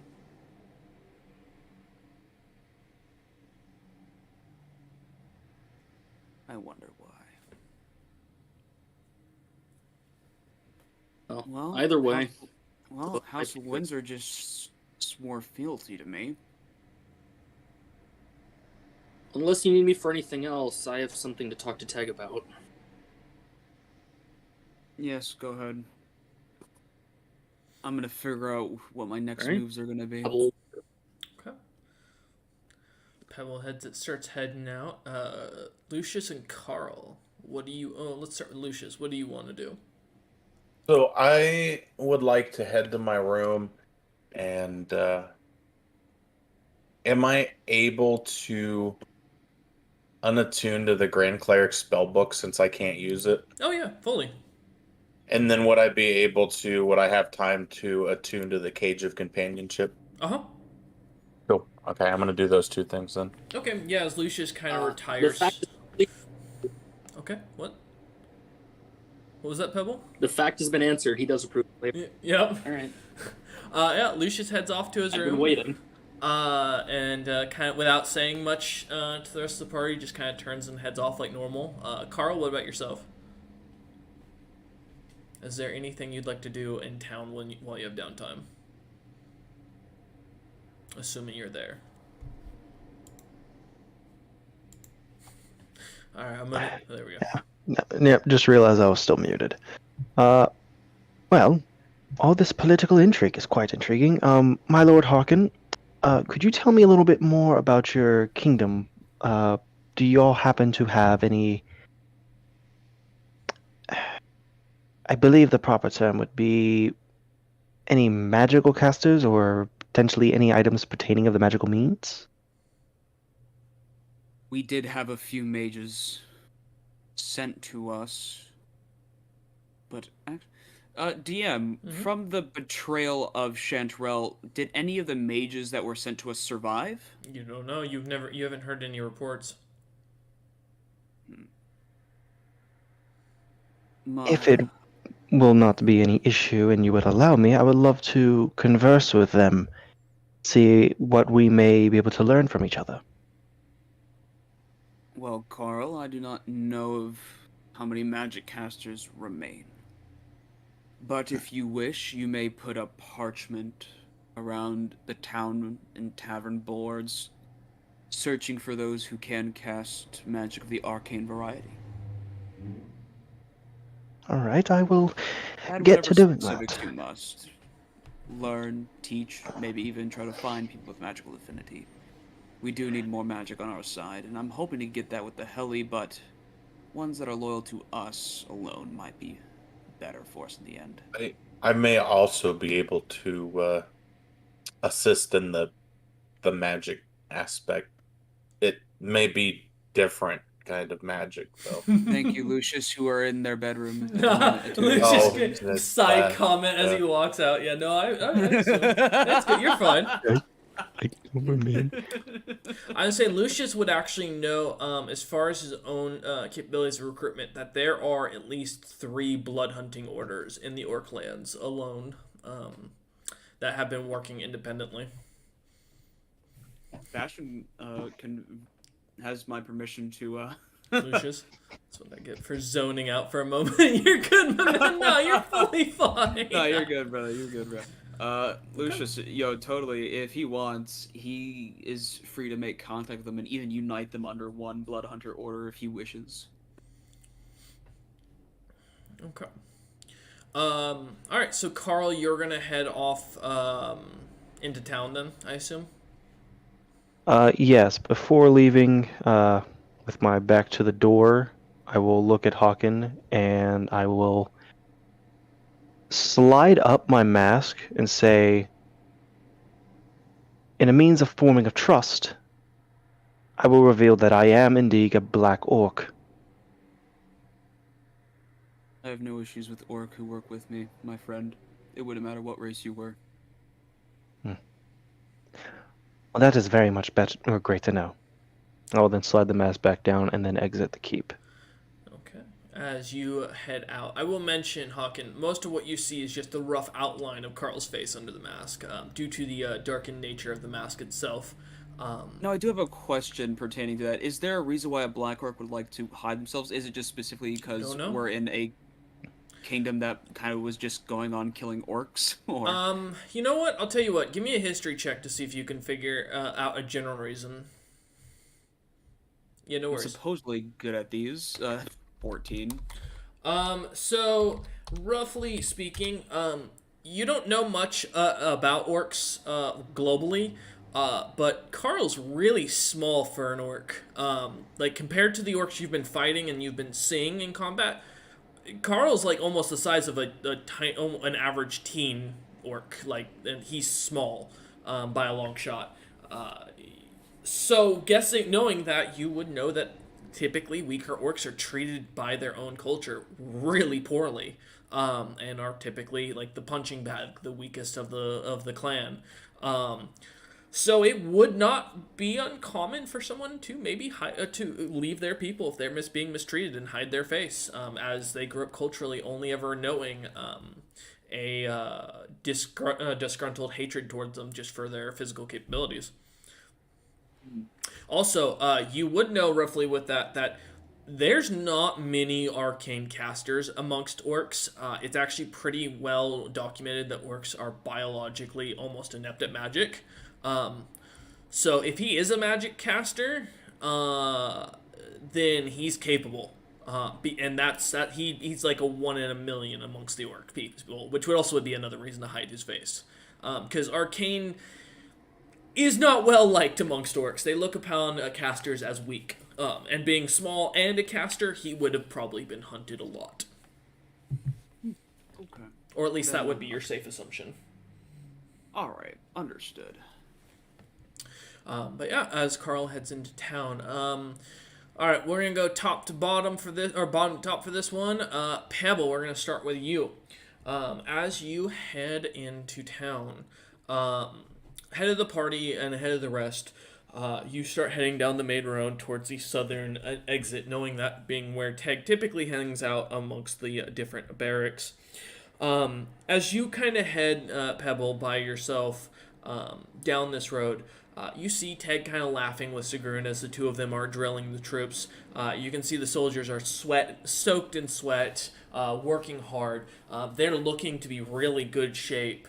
And Teg just kind of, as he sees you coming down the road, Pebble, kind of points you out to Sigrun, and the both of them wave to you to come over and hang out. Alright. Alright, as you walk over, Teg and Sigrun seem to be smiling and laughing about something, about one of the troops falling over after ending up drinking too much water too quickly and not listening to anyone's instructions. Teg kind of looks at you and goes, "Oh, Pebble, I tell you, these recruits, they're really an interesting lot. Your knight's inside the barracks relaxing. He said he was going to head up here once King Hawken doesn't have any more audiences." Well, from what I understand, his last audience is done. At least no one else was coming in when I was there. I'll have word sent to the young man immediately to go up there. But besides that, I think it is time we talk about what we had to talk about before I originally left to get the princess. He looks at you and goes, "What were we speaking about? I apologize. There's many people have been trying to talk to me." What? The child Teg. What child? The one in your personal work area. That is not a. You said you would explain. Oh, he smiles at you and goes, "That's not a child." Well, Okay. it certainly looked like one, so please enlighten me. Yes, that's a succubus. I caught it after Chantrell tried to unleash it in the brothel, and it was trying to make deals with our troops by offering them whatever they wished. I happened to catch it because it tried to come over and offer me, a lustful night, and unfortunately, let's just say it wasn't excited when it looked into my mind on what my consideration of a lustful night is. The little girl is it's a hiding mechanism, a protective mechanism. It's the expectation that if a humanoid sees it in that situation, they would break it out. If you would like, I'm more than happy to prove it. I can cast True Sight on you if you want to go down and look at it. I would like that, but I'd also like to know what are you going to do with it in that case. Oh, I mean, I've been trying to figure out who sent it, because they don't usually just show up. I mean, I understand Chantrell let it out, but I doubt a man of his capabilities was able to capture the poor thing. I want to know how it got here, where it came from, and who possibly could have summoned it or sent it, is my interest. Normally, they're only native to the plains of Abaddon, as you'll be familiar with the lands of the Voli. But it's very unusual for creatures of their weakness to show up here. unless it means that supposedly new archdemon has risen to power, and therefore that's a problem for all of us. Or there's a rift somewhere that's letting weak creatures get through somehow, which means that if a strong creature finds it, we need to close it. You can kind of understand. From what little I understand of recent things in in Abaddon or in that area, and I don't know much. Someone that Lucius hates was apparently going that way a while ago, but that was some time ago. That would explain why the little girl kept mentioning Blundmane or Bloodmane or something like that. I thought it was just something like an animal or something that was hunting it. Yeah, from what I get, there's Greg hasn't explained to me fully. They want to kill each other, more or less. Well, do you happen to know what the gentleman's name was that is Lucius is hunting? I think it was Ludwig? We can try. And he kind of starts to go. He kind of nods to Sigrun, who starts kind of yelling at the troops to start doing jogging around the city. And they get in a line and hear them kind of with disgruntled complaints and exhaustion. So they start jogging to keep up with Sigrun at a very slow pace to keep order. Hey guys, apologies. The troops need endurance training, so 15 laps before the hour's up should be plenty around the city. And he goes, "Follow me," as he opens the door to the barracks. Yep. As he starts to go down, you feel the magic behind you, and as he kind of taps your shoulder and your eyes suddenly kind of light up, and you can now see the truth as you start to walk down. You come into the small dungeon with the 2 rooms, the now decayed to nothing but a skull head of Chantrelle just sitting there in one cage, and in the other cage, the little girl, or what was the little girl. As you come around the corner, you see a very voluptuous looking female demon with bright purple fire-like hair and 2 kind of almost tiefling-like horns that go straight up, covering just barely with some golden tassels and a almost completely clear purple silk, almost kind of like a skirt, if you will, as it stands in front of you where that little girl was last time. And he looks at you and goes, "Now you see why that's a problem for our men." Also, Yeah? give me a charisma savings throw, Pebble, unless you're immune to charm. Not. However, that's a 30. Oh yeah, you're fine. You feel this Goddamn. like tinge of I am a paladin. you feel this like tinge of the charm aura coming from around her, but immediately, as soon as visions start to kind of fill into your head, almost immediately clear, just as quickly. And Teg looks at you and goes, "Huh. Well, I'm impressed. I didn't expect you to actually manage to last. I thought I'd have to smack you and drag you upstairs away from it." Well, that was rather rude of her. Don't blame the creature. That's her natural aura. She can't help it. If she was really trying to cast charm on you, the spell wouldn't have gone off. The bars are magic or anti-magic. Fair enough. He nods and goes, "Yeah, the creatures aren't that bad, to be honest." Also, give me a perception check with advantage. Creatures ain't that bad, to be honest. The talking skull that King Hawken wants on the wall, which I think is gruesome. What was it? 12. 12, okay. He goes, the skull on the wall would just be too gruesome. I think keeping it down here is much better, especially because it continues to talk and tell me what I want to know. Which is not a lot, but at least I figured out how he made those warforged. So that's been helpful. I was concerned about that. How did you get it to speak? The skull? Yeah. He looks at you and goes, "So there's a thing about assassins. So they have this anti-speak with dead magic on them. Most people do, and brand that on assassins they raised up from children. I figured a human being trained by orcs is probably some sort of orphan they picked up. So when he died, I checked the back of his skull, and what do you know? There's an anti-speak with dead tattoo on his head. Well, it didn't fry when Logothis rose, which it should have, which is one of the reasons why there aren't many assassins around these days. because when that he rose, the spell basically being removed due to the new law of the existence, kind of killed anybody with a tattoo like that, which was a really unfortunate thing, I imagine, for any necromantic wizards. Oh man, really hope there weren't any tattoo necromancers out there. That is a fate worse than death. But anyways, I saw it and it didn't burn off. I don't know why, so I just scraped off the anti-magic part and then tried to redraw the circle, and it worked. You can check the back of his skull if you don't believe me. It's right there, plain as day. I think I'll just insight him. Go ahead and give me an insight check. Can I roll better this time? That's an 18. It's better than earlier. Yeah, you don't come close. He's fully telling the truth from your perspective.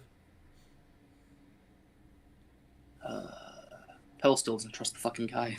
That No. tirade of killing everything that was his enemy just does not rub right with him. But, fair enough. I mean, if you have detect good or evil or anything of that sort, you can cast it. He may notice, but you are welcome to always cast that if you want to try and figure out what's going on. If you have that spell. I don't. Okay. No. My spells are all combat-based. Yeah. As he kind of looks at you and goes, do you need anything else, or am I welcome to go rejoin the troops and doing our drilling? I don't like to make them think I don't do the workouts, because then they all gripe that I'm lazy, and then they don't do the work themselves. Yeah, go ahead. He nods and goes, I'll go meet my knight-to-be with Lord Hawken. oh, yeah, he should be heading up the road now. You should catch up. He should be able to catch up to him along the way. Nice fellow. Interesting type. Reminds me a lot of Sigrun. As he kind of heads out of the barracks with you and points out to the knight that's walking in full plate towards the castle. And that's where we'll drop for you and jump over to Lucius. Lucius, as you are sitting in your room, beginning to meditate, you look down at the book of the cleric and begin the unattuning process. As you begin to kind of pull your magic away from the item and let it kind of release, if you will, in your mind from you, you see for a moment at the very end a giant female-looking creature with long green hair that's slightly spiky, a almost brown-like bark-colored skin, wearing a very long robe of different kinds of flowers and such. She, with her bright green eyes that seem to shift colors, almost like as if a rainbow was kind of flittering through it, she kind of starts to smile at you as she shrinks down to your level as she approaches you in your mind. And for a moment, she starts to speak in a strange language. Do you know Elvish, Lucius? Yes, I do. You catch that's an old dialect, but you can fully understand it. She looks down, kind of shrinks down, and smiling at you goes, I see you were not meant to be my champion. I understand. The 12 lords are truly a task I would not wish for anybody to take on these days. But you are... Oh, go ahead. Well, I haven't really been able to use it yet. Yes, it's understandable as you swore fealty to Kedlis herself. I imagine that has made the difficulty. We, Lords of the 12, do not support any of the divine. We believe the mortals should have every right to exist by their own means.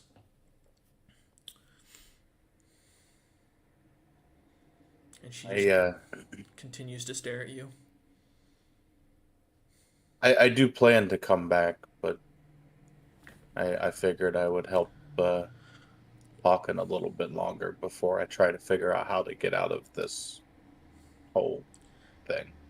Oh, well, I'll give you one parting piece of advice, then. It is not Hawken or Kedlis you need to worry about these days. And as soon as she says that, you feel your connection to the item dissipate, and it undertunes as she begins to speak again. You feel for a moment it was extremely important to know as the item unattunes.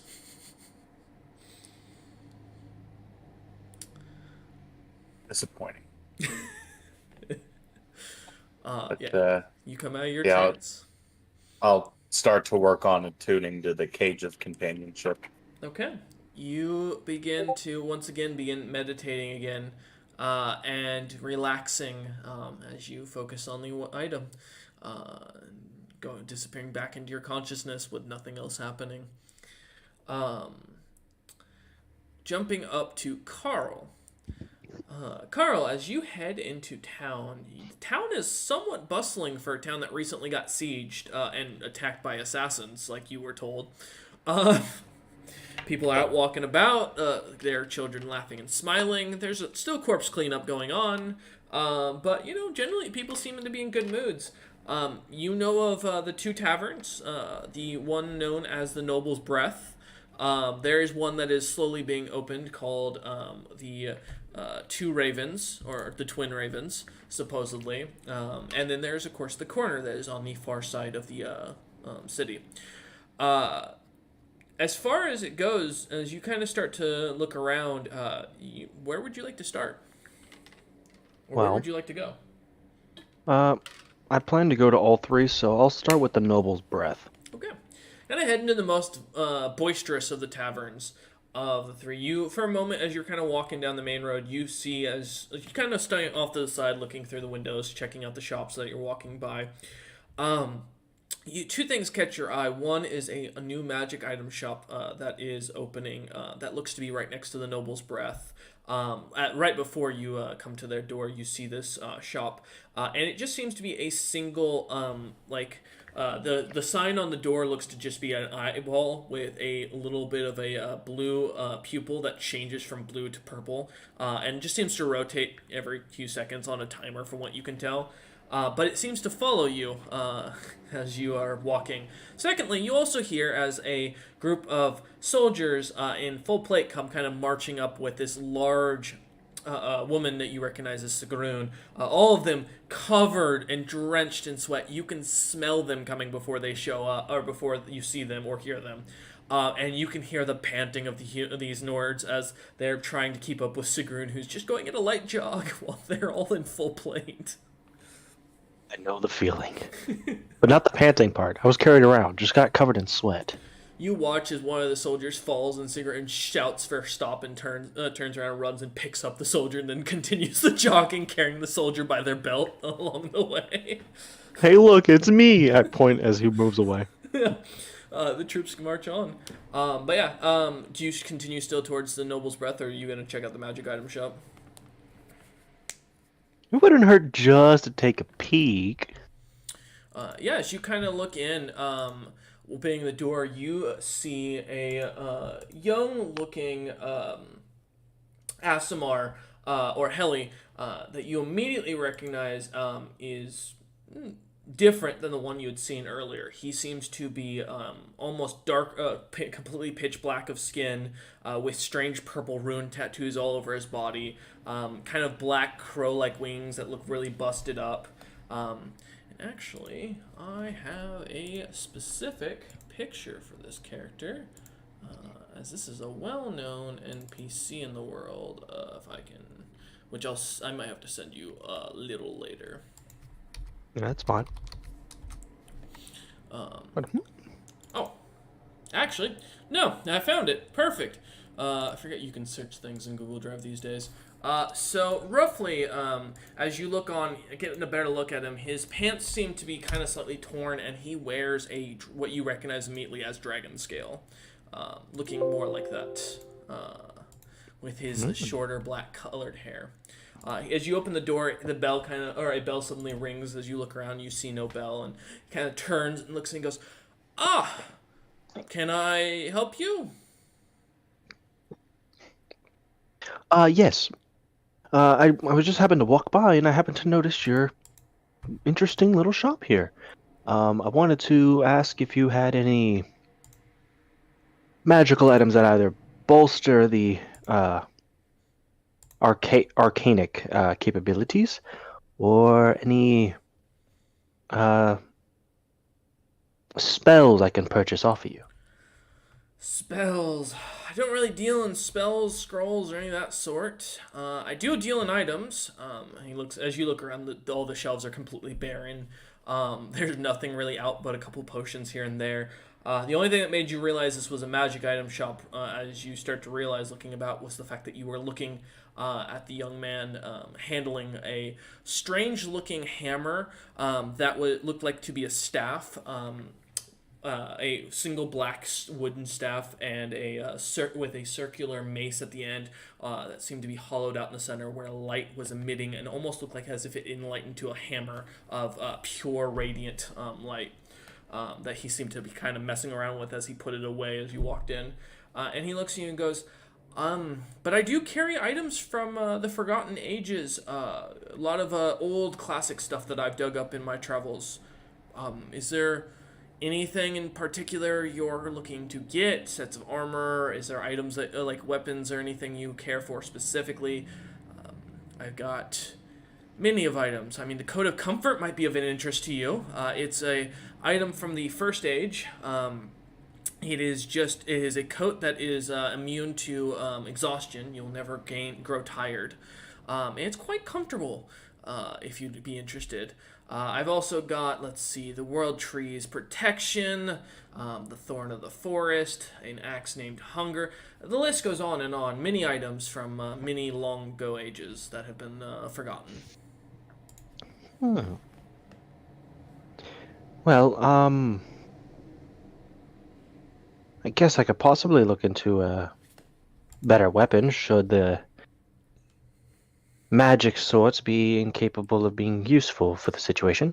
Perfect. And you see him kind of like pull a box out, and it slams it on the table, and then he like pulls something heavy out. As you see him bring out this giant or rather large black dragon's head that seems to have been completely freshly preserved, that's opened up with what you see as a blue dragon shoved into it and a red dragon shoved into the blue dragon's mouth. And he sets it down and he goes, "This is an item that I call the chromatic cannon." Marvelous. What does it do? Well, I don't know. I found it in a ruin, next to a very dead army.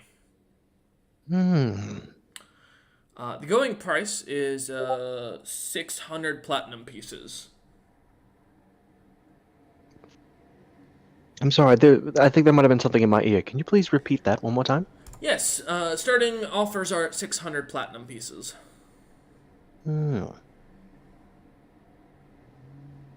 I wonder if I could get some help on this. I mean, my shop will be open every day of the week. You're always welcome to return. This item has very much piqued my interest because I want to know what it can do. I also, as he pulls out, he kind of struggles and pulls out this heavy thing of what you realize is scale mail made of stones with strange runes drawn on them. And as he sets it onto the table, he goes, "This is armor of the first ruler. Also another good item I found recently in my diggings. But yes, feel free to come back. My shop will not be closing down. I just recently set up. My inventory's a little limited, but I also do custom items. If you bring me the materials to make it, I'll give you a discount. If I have to gather the materials, it's a little more expensive, but, depends on the materials you're looking for. Simple iron is much easier to get than, say, like mithril." I understand, and I would very much love to come back and hopefully when I acquired greater funds and potentially purchase something off your hands. That would be much appreciated. I have been waiting for the king of these territories to visit. Unfortunately, it doesn't seem that I have sparked his interest, so I'm hoping to go on another expedition soon to find some items of the House of Windsor that I hear he has a particular interest in. Well, if you do happen to find anything that fit the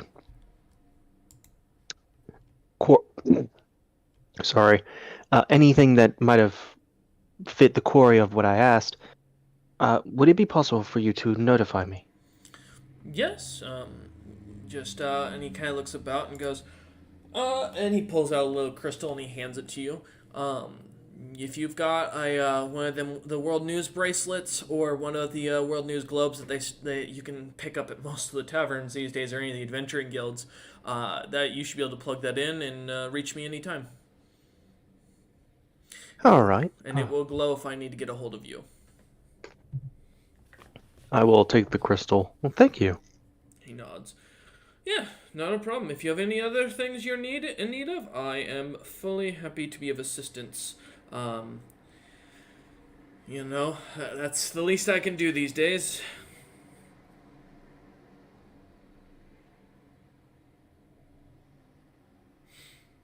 All right. As you turn and leave, Carl, heading out and heading next door to the tavern.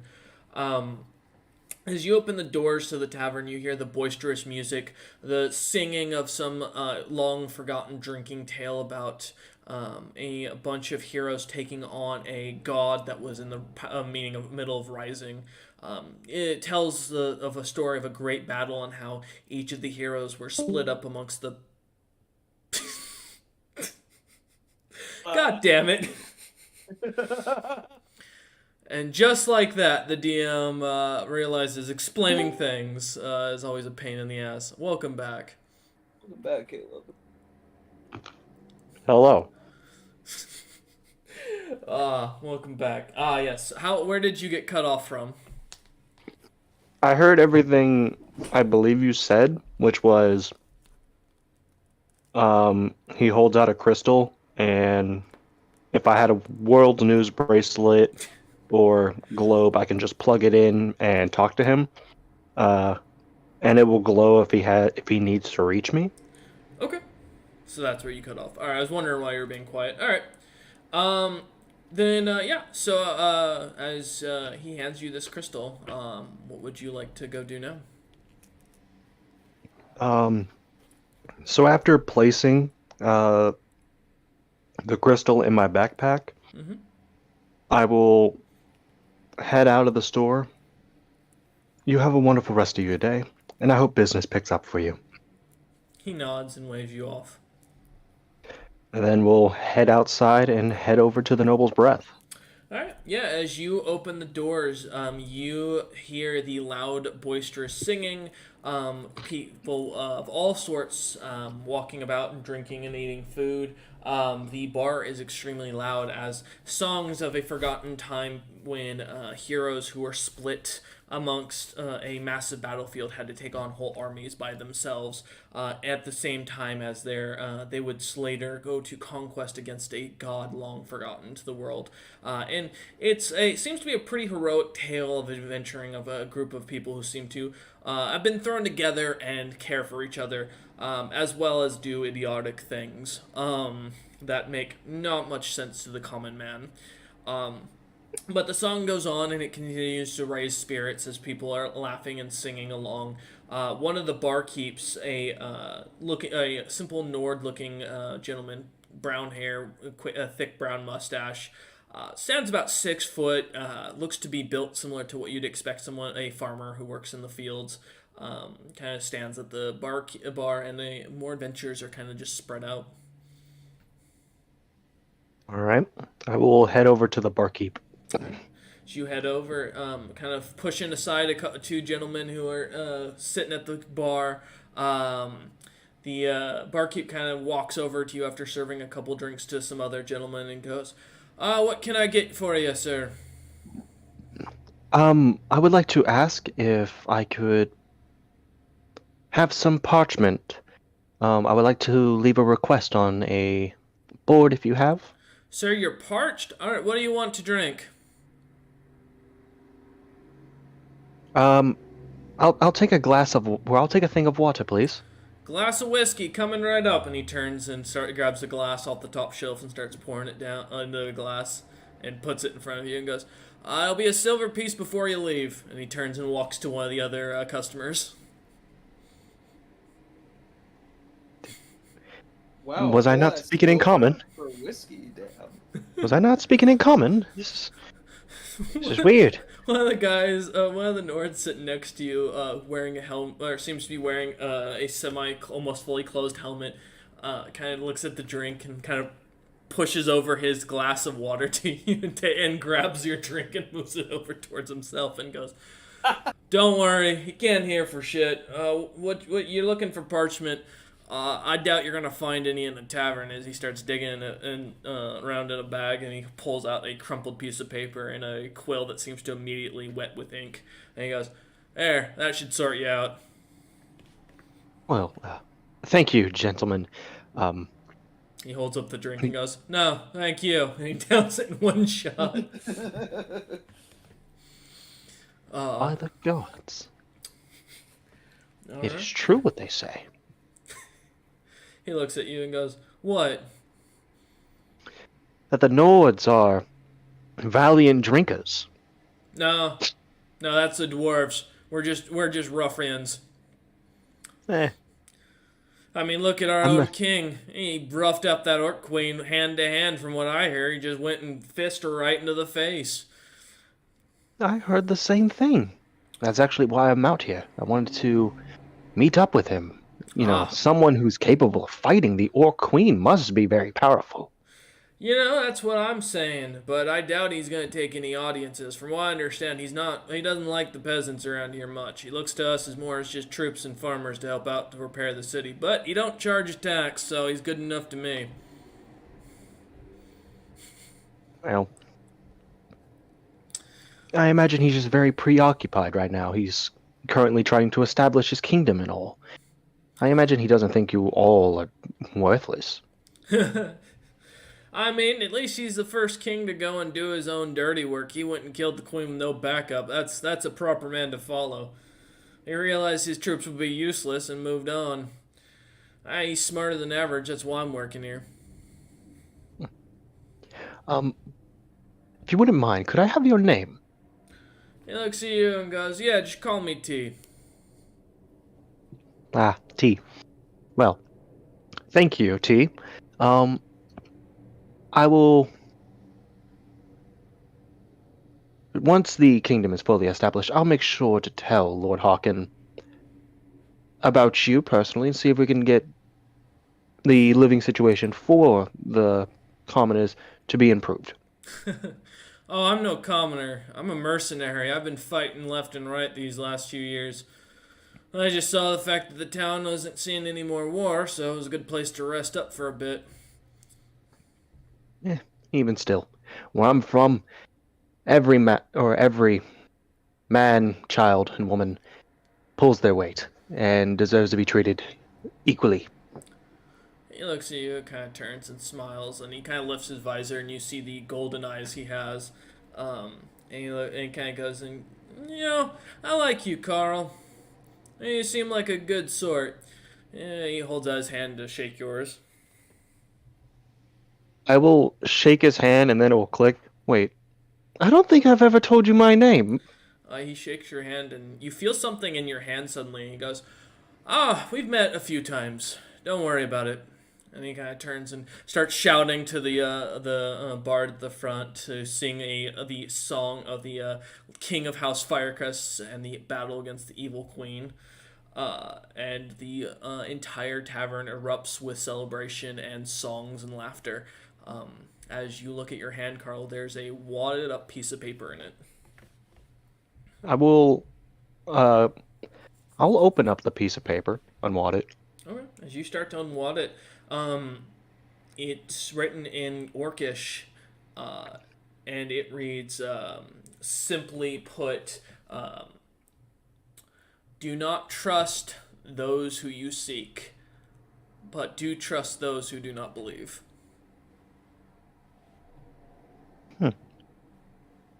All right, I will fold that up and then I'll put it in my pocket. Okay. Yeah. And And as then as you look about the room, as you put your hand in your pocket, you notice the gentleman is gone.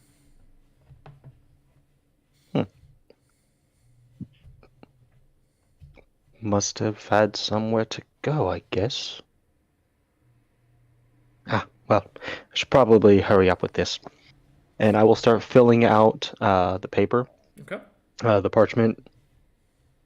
looking for anyone capable of casting any forms of magic and is the arcane sorts and is looking to either improve or aid one another.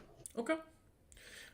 As you start writing it up, one of the barkeeps kind of comes over, seeing what you're doing, kind of points to a board that you see a couple other posters up on, wanted posters, a couple of simple quests, a couple of people are requesting their loved ones to be searched for. Normal stuff what you'd expect in any tavern.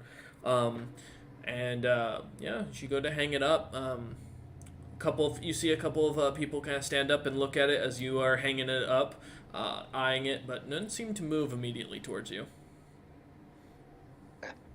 That's fine. I imagine everyone's trying to just, and I'll say this internally, that they're all just trying to enjoy themselves. It's fine. They'll come later. I will then walk out of the tavern. Okay. As you walk out, you see as Pebble is walking past with another knight who seems to be in full plate. You can see long white hair kind of flowing out of the back of their helmet, and they seem to be just even from this far away, you can kind of see the very palish skin of the exposed skin that they have. As the two seem to be joking as they are walking towards the castle.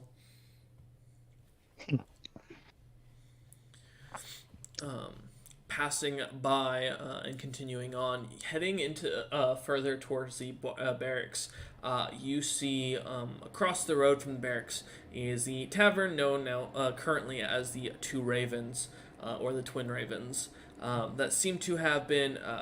The sign in the window says it's closed, but you can tell the door is fully open from this distance. As people are kind of going in and out, asking questions, it looks like furniture is kind of being moved. You see a young elven woman with long blonde hair, kind of working or telling a bunch of dwarves where to put furniture and different things of drink. Yeah. I will approach the elven woman. She kind of gets a start as she looks over and she goes, "Oh, I'm so sorry. I wasn't expecting more guests. The tavern's not open yet, but can I be of assistance?" As you look her over, she's long, flowing blonde hair, bright green eyes, very pale skin, two pointed ears. You can definitely tell she's a high elf. Yes. I am just simply wanting to ask if you could have a parchment of paper that I can have. I would like to set up a request and have it put on a quest board if you would so allow. Yeah, what kind of quest? I mean, we don't get customers currently, but the next couple of days we'll be open. I'm happy to, she kind of welcomes you in, as you come into a tavern that kind of has a central a bar that seems to go all the way around with seats kind of lining it, and then like booths off to the sides where the windows and walls are. Oh, it's nothing too big. I just want to get the word out that I am looking into wanting to learn more, or sorry, I want to see if there's any capable mages in this city. I'm thinking of either building a school or helping others improve. Well, I'm a mage. Oh, you are. In what if you will allow me to ask, what school do you specialize in? She looks at you and goes, "Well, evocation, transmutation, abjuration, enchantment. I think that's." She looks about and she kind of looks as if she's like looking up into the air, and you see suddenly a mage hand starts kind of floating about, as well as suddenly some glasses start moving, pouring drinks and such as they start to float towards her. She kind of grabs one, starts to take a drink of it. She goes, "Yeah, I think that's really it. Just." Well, I am also always looking to improve in my own capabilities, so if you would have any pointers for me, or if you need any aid in helping in your studies or getting stronger or better, I would love to help you out. Actually, I have a ritual that might be of use to you. I can't use it mostly because while I'm a master in many schools, I'm not a combat caster anymore these days. I've long since retired and have no capability to cast to this level anymore. But if you're interested, I have, and she kind of pulls her out of a bag of holding that you suddenly see just suddenly appear out of almost nowhere on her belt as she hands you a magic scroll.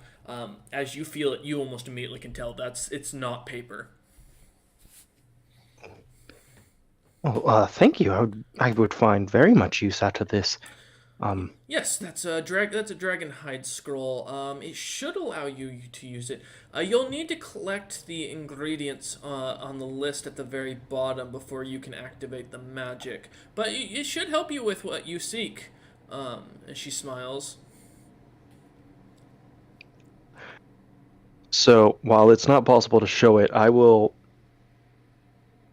cast Prestidigitation on the mask to make a smile appear on it. Mm-hmm. Thank you again for this. I will very much find use of this. I feel like, honestly, this is just such a great deal. Is there anything I can do for you in return? Actually, there is something I would love and appreciate if you along your journeys, that one of the items that you're going to be looking for is the bark of a specific tree. If you could bring me a good amount of that, maybe about 10 pounds, I can make a really good casket. The bark of what specific tree? You'll see when you open the scroll. It'll give you the God exact damn it, information. Discord! I'ma kick your fucking ass. DC'd once more. I feel that pain though. Oh man. Hey, at least it's only Discord. There we go. The bark of what tree? As she looks at you, she goes, it'll be revealed when you open the scroll. Well, I will make sure to acquire a large amount just for you. She nods. And she immediately, you see a parchment suddenly appears on the board with the exact replica of the thing you wrote at the previous tavern. Oh, well, thank you, and you have a wonderful rest of your evening. She nods. As you head out, some of the dwarves you can hear them kind of grumbling. All seem to be speaking in Dwarvish.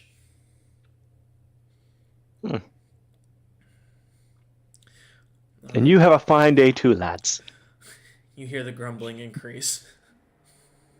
Where would you like to go? Yeah, where would you like to go next, Carl? I will go to the last tavern. Okay.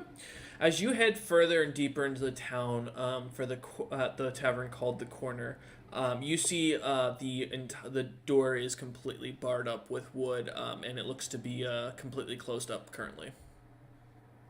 Unfortunate. But I think this will do for now. Okay. As you turn and start to head back, we will come back to you momentarily. Hawken.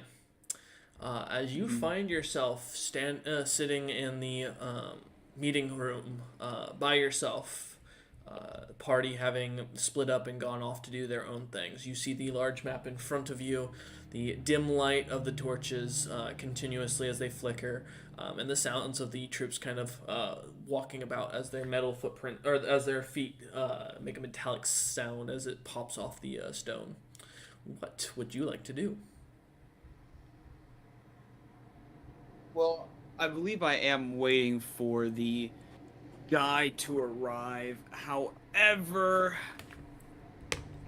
I need to take a proper look at these battle maps to see what would be, honestly, the best place to even consider going to next.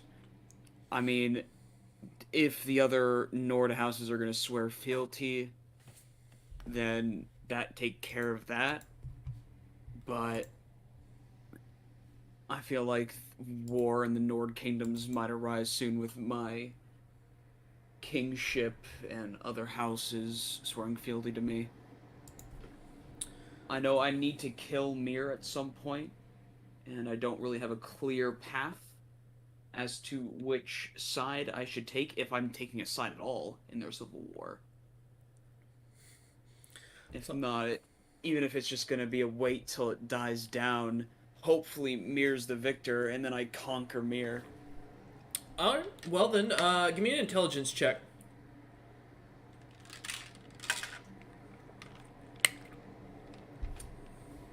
17. So as you look over the map and start to contemplate, you realize that for your own strategic experience, you know fully that Kirkwald, Swindon, Barkley, Tartan, and Fowler would be pointless to take control of. If they've refused to swear fealty to you, all the better. It's less of a border you have to protect, less territories you have to focus on, less wide economy you have to deal with. It also will keep you from having a border with the Heli and the Voli lands, which are for the most part considered a cursed land. Looking at the overall options for the dwarves, there isn't really a clean option that you can think of as you're looking at each of the sides. Taking a minute to consider the options of the three princes, you realize that Prince Mir is probably the most battle-hardened and is probably the most like you as far as like his capabilities and experience. Prince Viatic would have been, you remember, is the second son and is known as a womanizer, a rash person, and a backstabber. And then, of course, Prince Ogain, who is anti people without magic. He is very much a believer in magic supremacy and seems to be focused completely on the development of the Heli into a dwarven culture. However, as you're looking at the map, you realize there's a fourth candidate amongst them.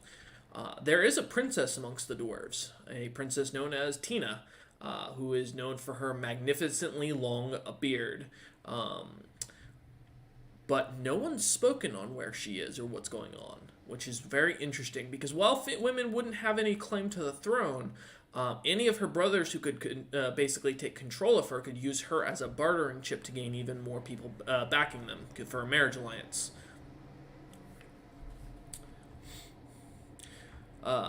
Besides the dwarves, as you look at the map, you realize you could push into the northern mountains.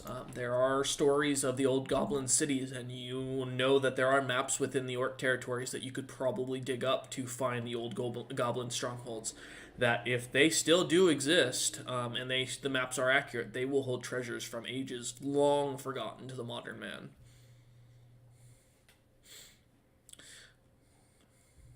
I want to find this Tina and definitely these maps. Okay. All right. As you start to realize your kind of direction, you suddenly hear a knock at the door as the guard goes, "Knight, Sir Pebble and Squire Gawney."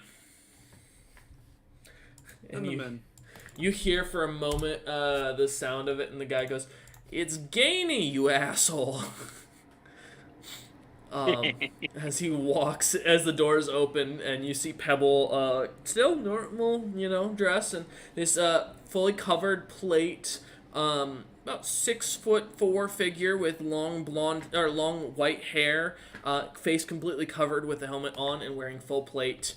The man looks over at you, or the helmet kind of turns to you, Hawken, and he goes, "Allow me to introduce myself, as your guard called me. Gawney." He goes, "It's not truly the name I go by. You can call me whatever you want, but I'm known as the Toothed Fighter."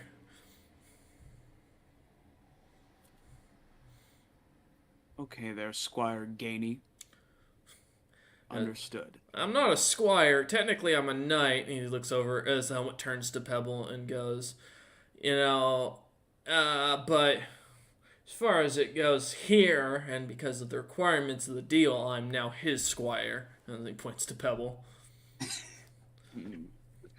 Well, I look forward to calling you Sir one day. "I just look forward to not dying in the training with Sigrun. Do you know that woman likes to... I have jogged this city 7 times today. I've only been in training for about 2 hours." Wow, she's going light on you. Wait, what? Don't worry about it. Don't worry about it. I'm It's gonna, growth training. It's a fun thing. I'm gonna die again. Well, Again? Well, you get to train on. Well, Wait, Trevor, whoa. Again? He looks at you and goes, "Oh, tell me you didn't have to deal with resurrection spells back in the day." I haven't I did. died yet. Well, good on you. Some of us are less fortunate, alright? Do you know how hard it is dealing with your brother? Now, to speak plainly, Nah, your I brother's get kind of a dick as far as it goes. He had me and 3 of the other knights go into a horde of vampires, and he expected us to win. Do you know how many vampires he said were there? 14. How many? Do you know how many were there? 200. And then some a-hole shows up, some dragonborn with his dark tan skin and his fat ass comes walking in and beats the crap out of the head one, steals our kill in our fucking quest. Yes. And then all suddenly the vampires all disappear. And we look like a fool. And I'm the only one left. You know? Try explaining that with no proof. Because you know what happens when the vampire master dies? Nothing is left. It's just ash that goes in the wind, and he just keeps talking and does not stop. I want to see where this goes. I'm not gonna. No. I was like, all right, hey. We've had some problems. Problems. Let me tell you about problems. Listen, from the day I showed up in this damn city, I have dealt with nothing but annoyances. Sigrun has chased me halfway around the city when she's not. Teg's doing it, and I don't know which is worse between the two of them. And now I got him, and and he just continues to complain. About 10 minutes goes by of him complaining until he finally goes silent. Well, lucky You've, you that I'll be training you from here on out. I don't think I'm as bad as those two. Well, Sir Pebble, think of this. If he ever misbehaves, you can just send him over to Teg and Sigrun. He suddenly starts coughing again. No, please. Oh. Well, I look forward to great things from you then. Yes, and I was told you wanted to meet me. What do you want to know? Just curious on how things are going on back at my former home. I don't know where you're from. Oh, that's right. Windsor. Windsor. No, you're not. You're not a Windsor. I was. Huh. The current head just came in and called him brother. Oh, Lord Windsor's here. Oh, and you see more color kind of starts to drain from him and goes, yeah, my apologies, my liege. And he kind of bows suddenly and gets stiffens his back and comes to attention. He goes, yes, back at the House of Windsor. Currently no issues. The gnolls have all but left to the New World, and from my understanding, Lord Windsor has been keeping a tight leash by helping the peasants get back together for those who have been fleeing from the war. Beyond that, my liege, there's nothing going on whatsoever. And you hear him swallow hard. Insight? Feel free. I can insight. He's really stiff. Oh, that's just a 15. Okay, and Pebble? I got a 19. Yeah, he's lying. Okay. But you can also tell he's too scared to tell you the truth.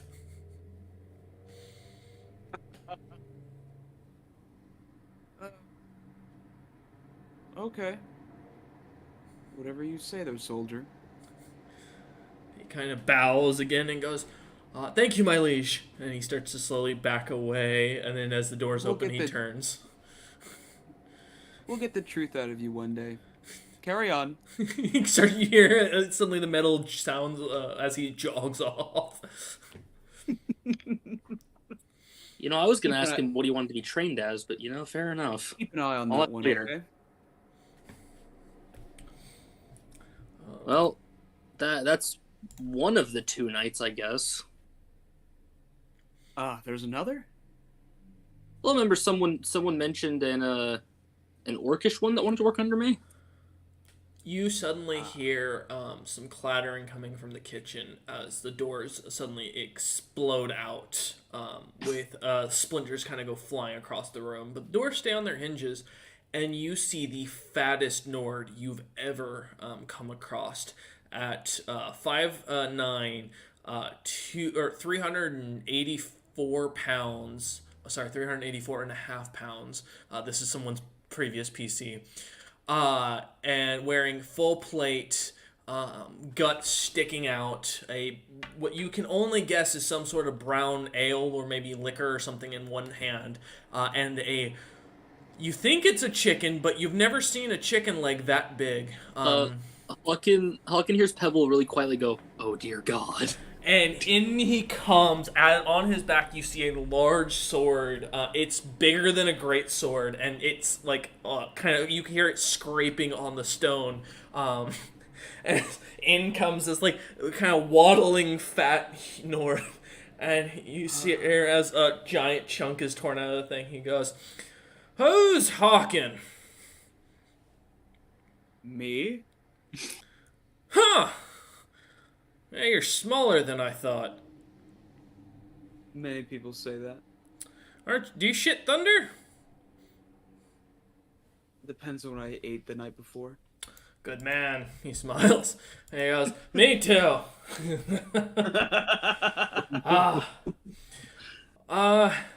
And to give you an exact look of this man's actual blade here, let me here, give me one sec, because it just dissipated. Let me grab a snipping of it. It's actually a little big, so give me a sec. It's hard to get the whole thing. So this is what you measure roughly with your eyes. Is this blade's about 5 foot long? Oh god, so just about as tall as he is. Yeah. And like I said, it's scraping on the ground. It's this yellow color, and the metal on it all looks kind of melted except for the blade. With what looks to be golden gems just kind of shoved together, as if someone was like, if an apprentice just decided to make something worth a lot of money by shoving as many valuables onto the item as possible and then melting it together. That's what the sword looks like. It really looks like a banana. Yep. And he looks at you and goes, "I was told to report here by Lord Windsor. I am the Chicken Knight." Pebble, did you know about the Chicken Knight? Pebble just shakes his head no. As I am the greatest knight that the House of Windsor has had under their house since the creation of the house. When did you become a Knight of Windsor? Yesterday. Oh God. Oh no. But don't worry, my liege. I've seen many a battles. I fought the Dwarven Raiders when they attacked Calbridge. I've fought the Helly when they tried to enslave in the city of Swindon. I was there at the battle of at the Isle of Man when the Time Fornicators showed up. I got smacked by a giant red orc and thrown across the battlefield. I fought Welf and lived. Pebble turns his face so this guy can't stick the right side of his face, but Hawken can is like, "Don't you dare put him under me." And I want you to know I am actually nicknamed something far different on the battlefield. My name, I am called the Cock of Cataclysm. And he looks at you with the straightest of faces.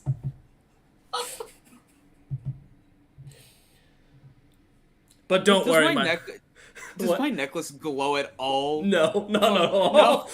But you I can just wanted feel there was some connection, but you know. I have to do it. Can I insight if he's actually called the Cock of Cataclysm? Yeah, feel free.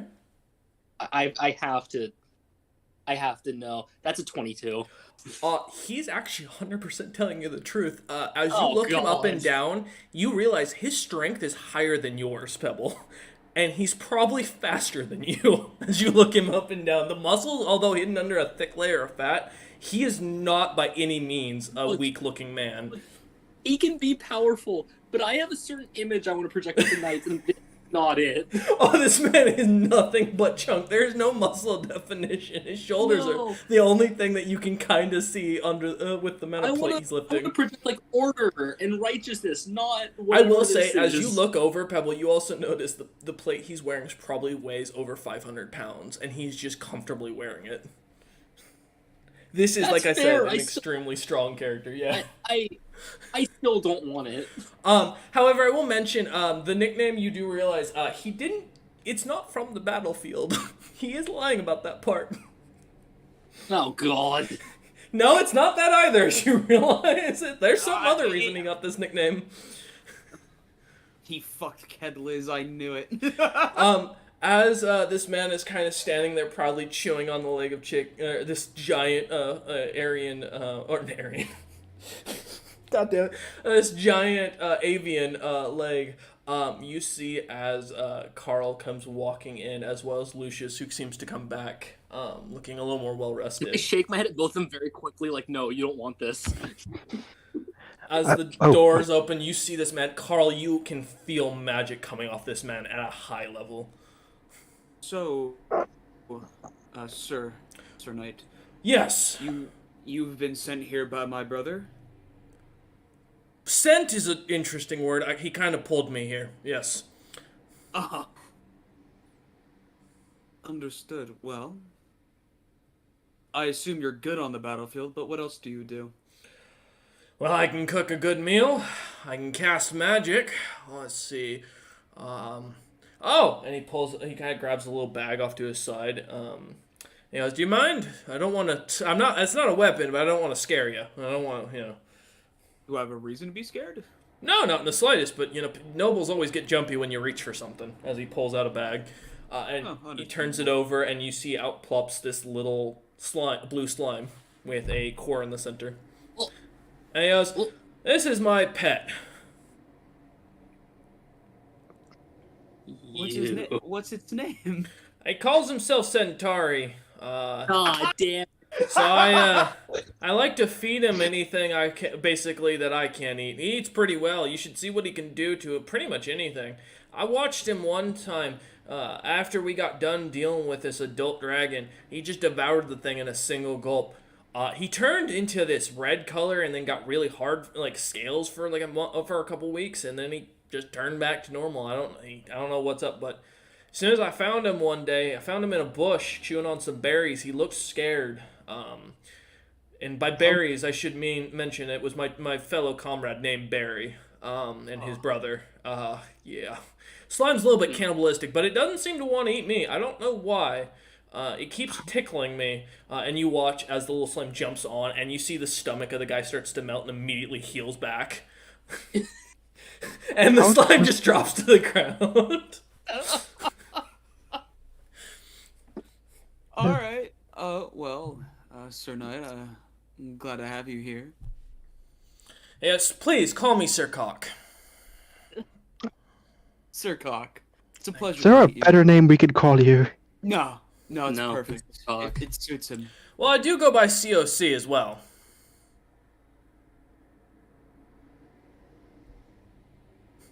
Cataclysm, yeah, I get that. Yeah.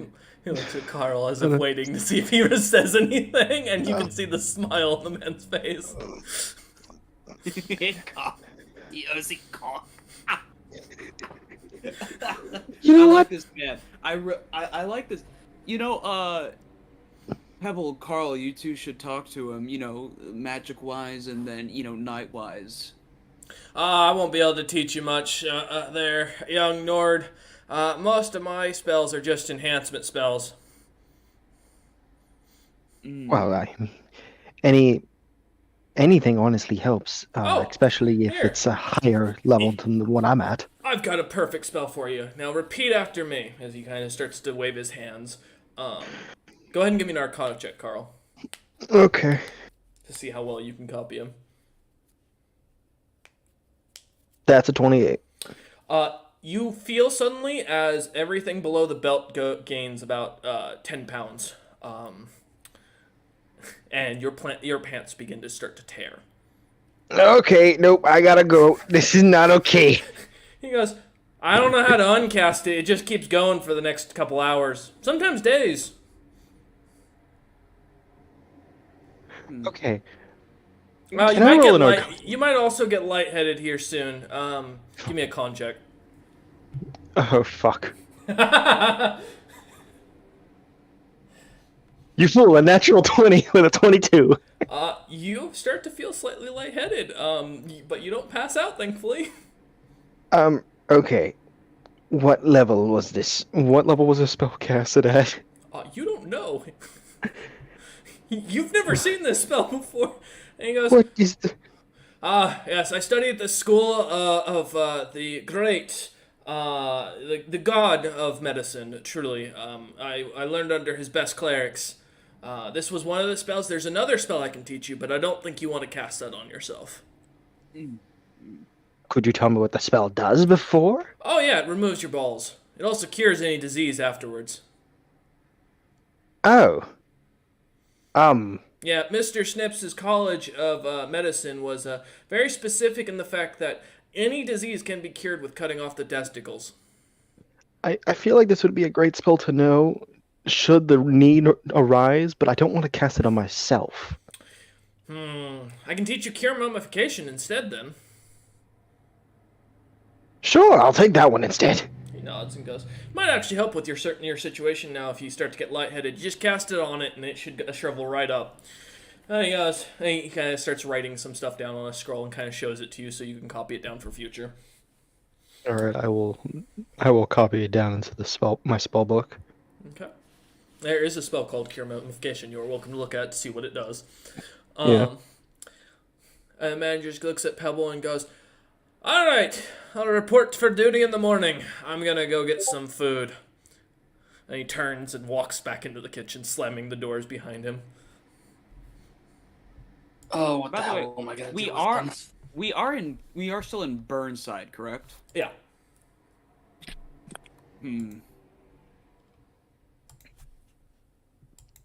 I No, guess heard it's. Sigrun wanted this. I think it's. I don't know if we should do it now, but I mean the capital is going to be Eagle View, and it's when things are settle up here, we should get moving to our new capital. What do you guys think? I mean, yeah. I am down for whatever. I think that's a swimming idea. Doug, you around? You don't see any Teg. You don't see Teg anywhere in the area.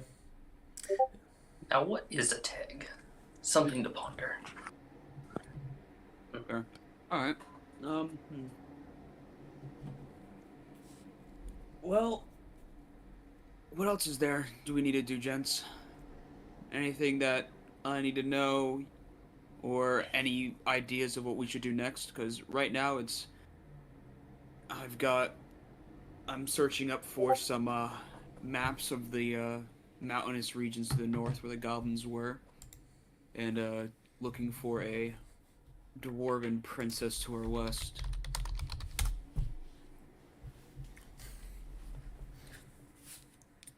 Anything else you guys need? Or want? Or to discuss? No, I have plans started of what to do with Sir Cock now, apparently.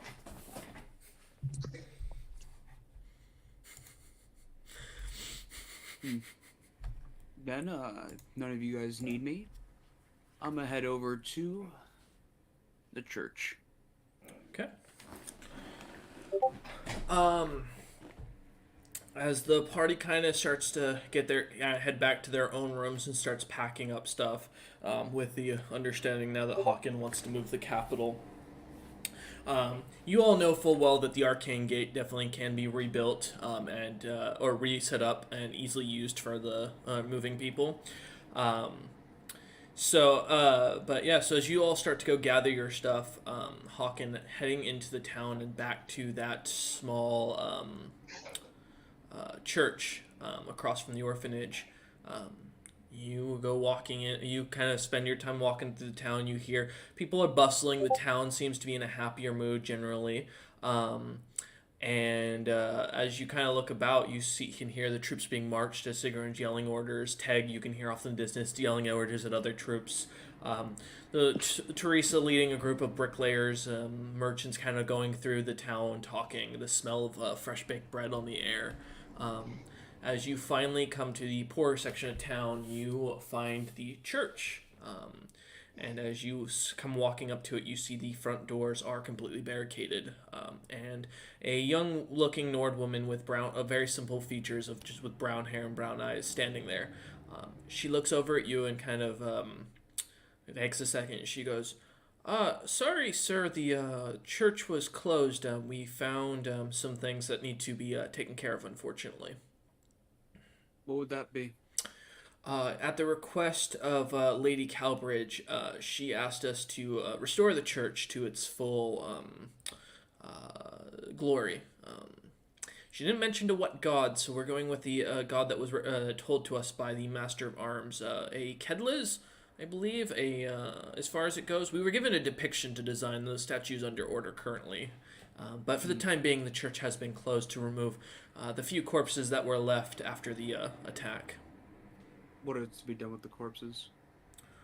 Well, no, most of them have been moved. I think there's only 2 left in there. There's the small pile of bones that we haven't gotten a chance to get to, as well as the passed away keeper of this church is entombed in their room currently.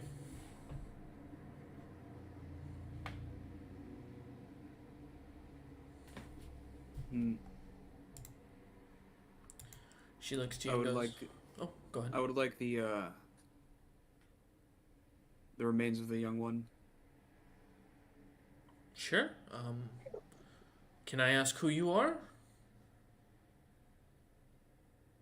King.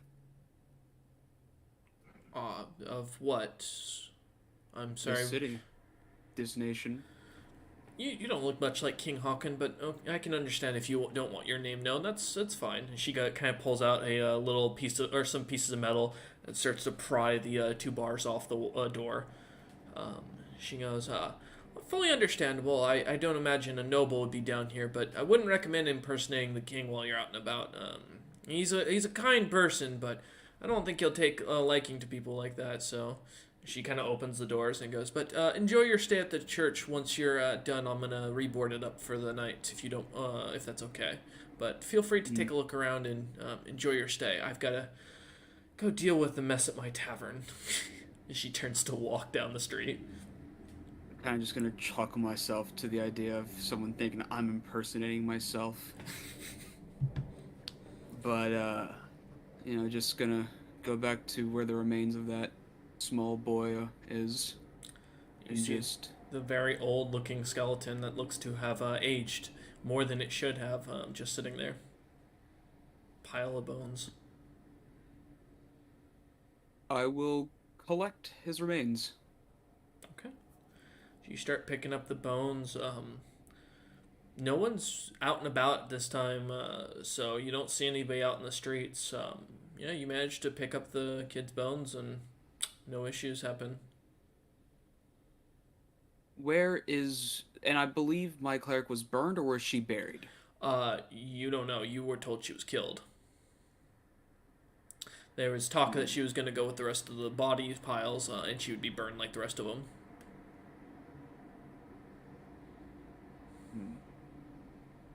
I wish it weren't so.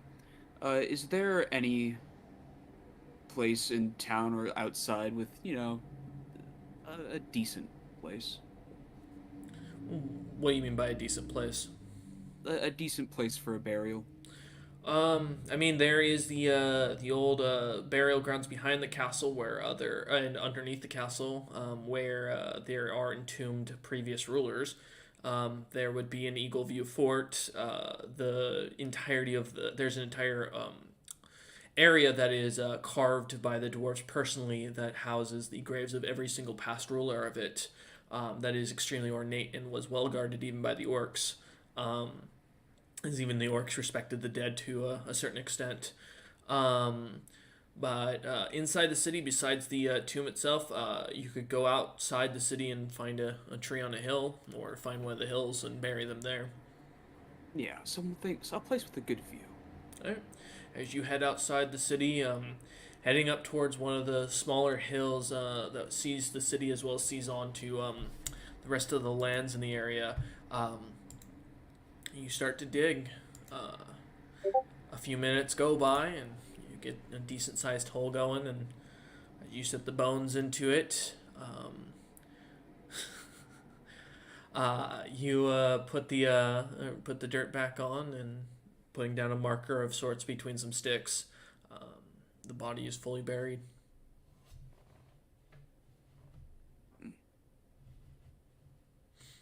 Just gonna, with the body, I do intend on leaving 2 gold coins. You know, payment for the ferryman or whomever. Okay. As you set the gold coins down and bury them with the body, you can feel as the sun's starting to set, the wind's kind of getting a little chillier as the wind picks up with a strong breeze.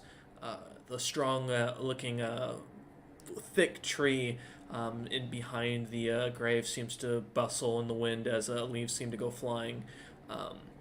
And for a moment you hear nothing besides the wind, and seconds later you hear footsteps coming up behind you.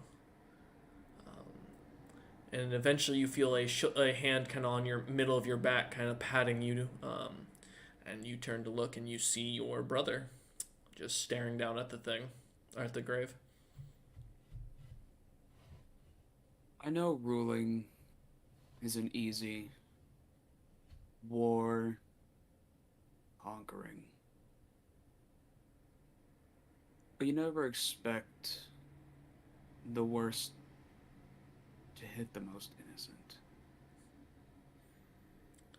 He sighs and goes,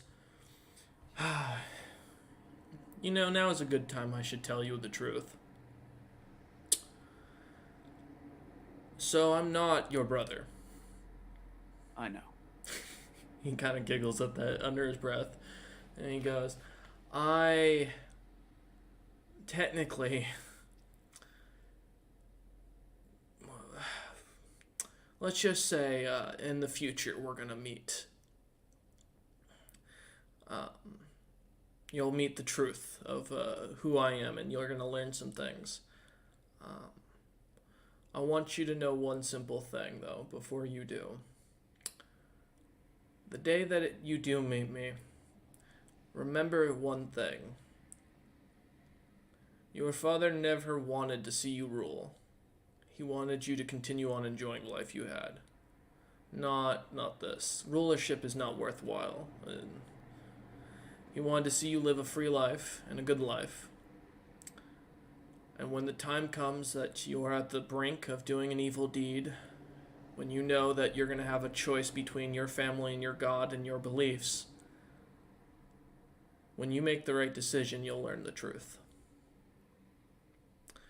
If you don't make the right decision, the entire party, everyone you know and care about, I will kill them. And as you hear this, taking a minute to kind of hear the serious threat to that, you turn and you notice he's gone.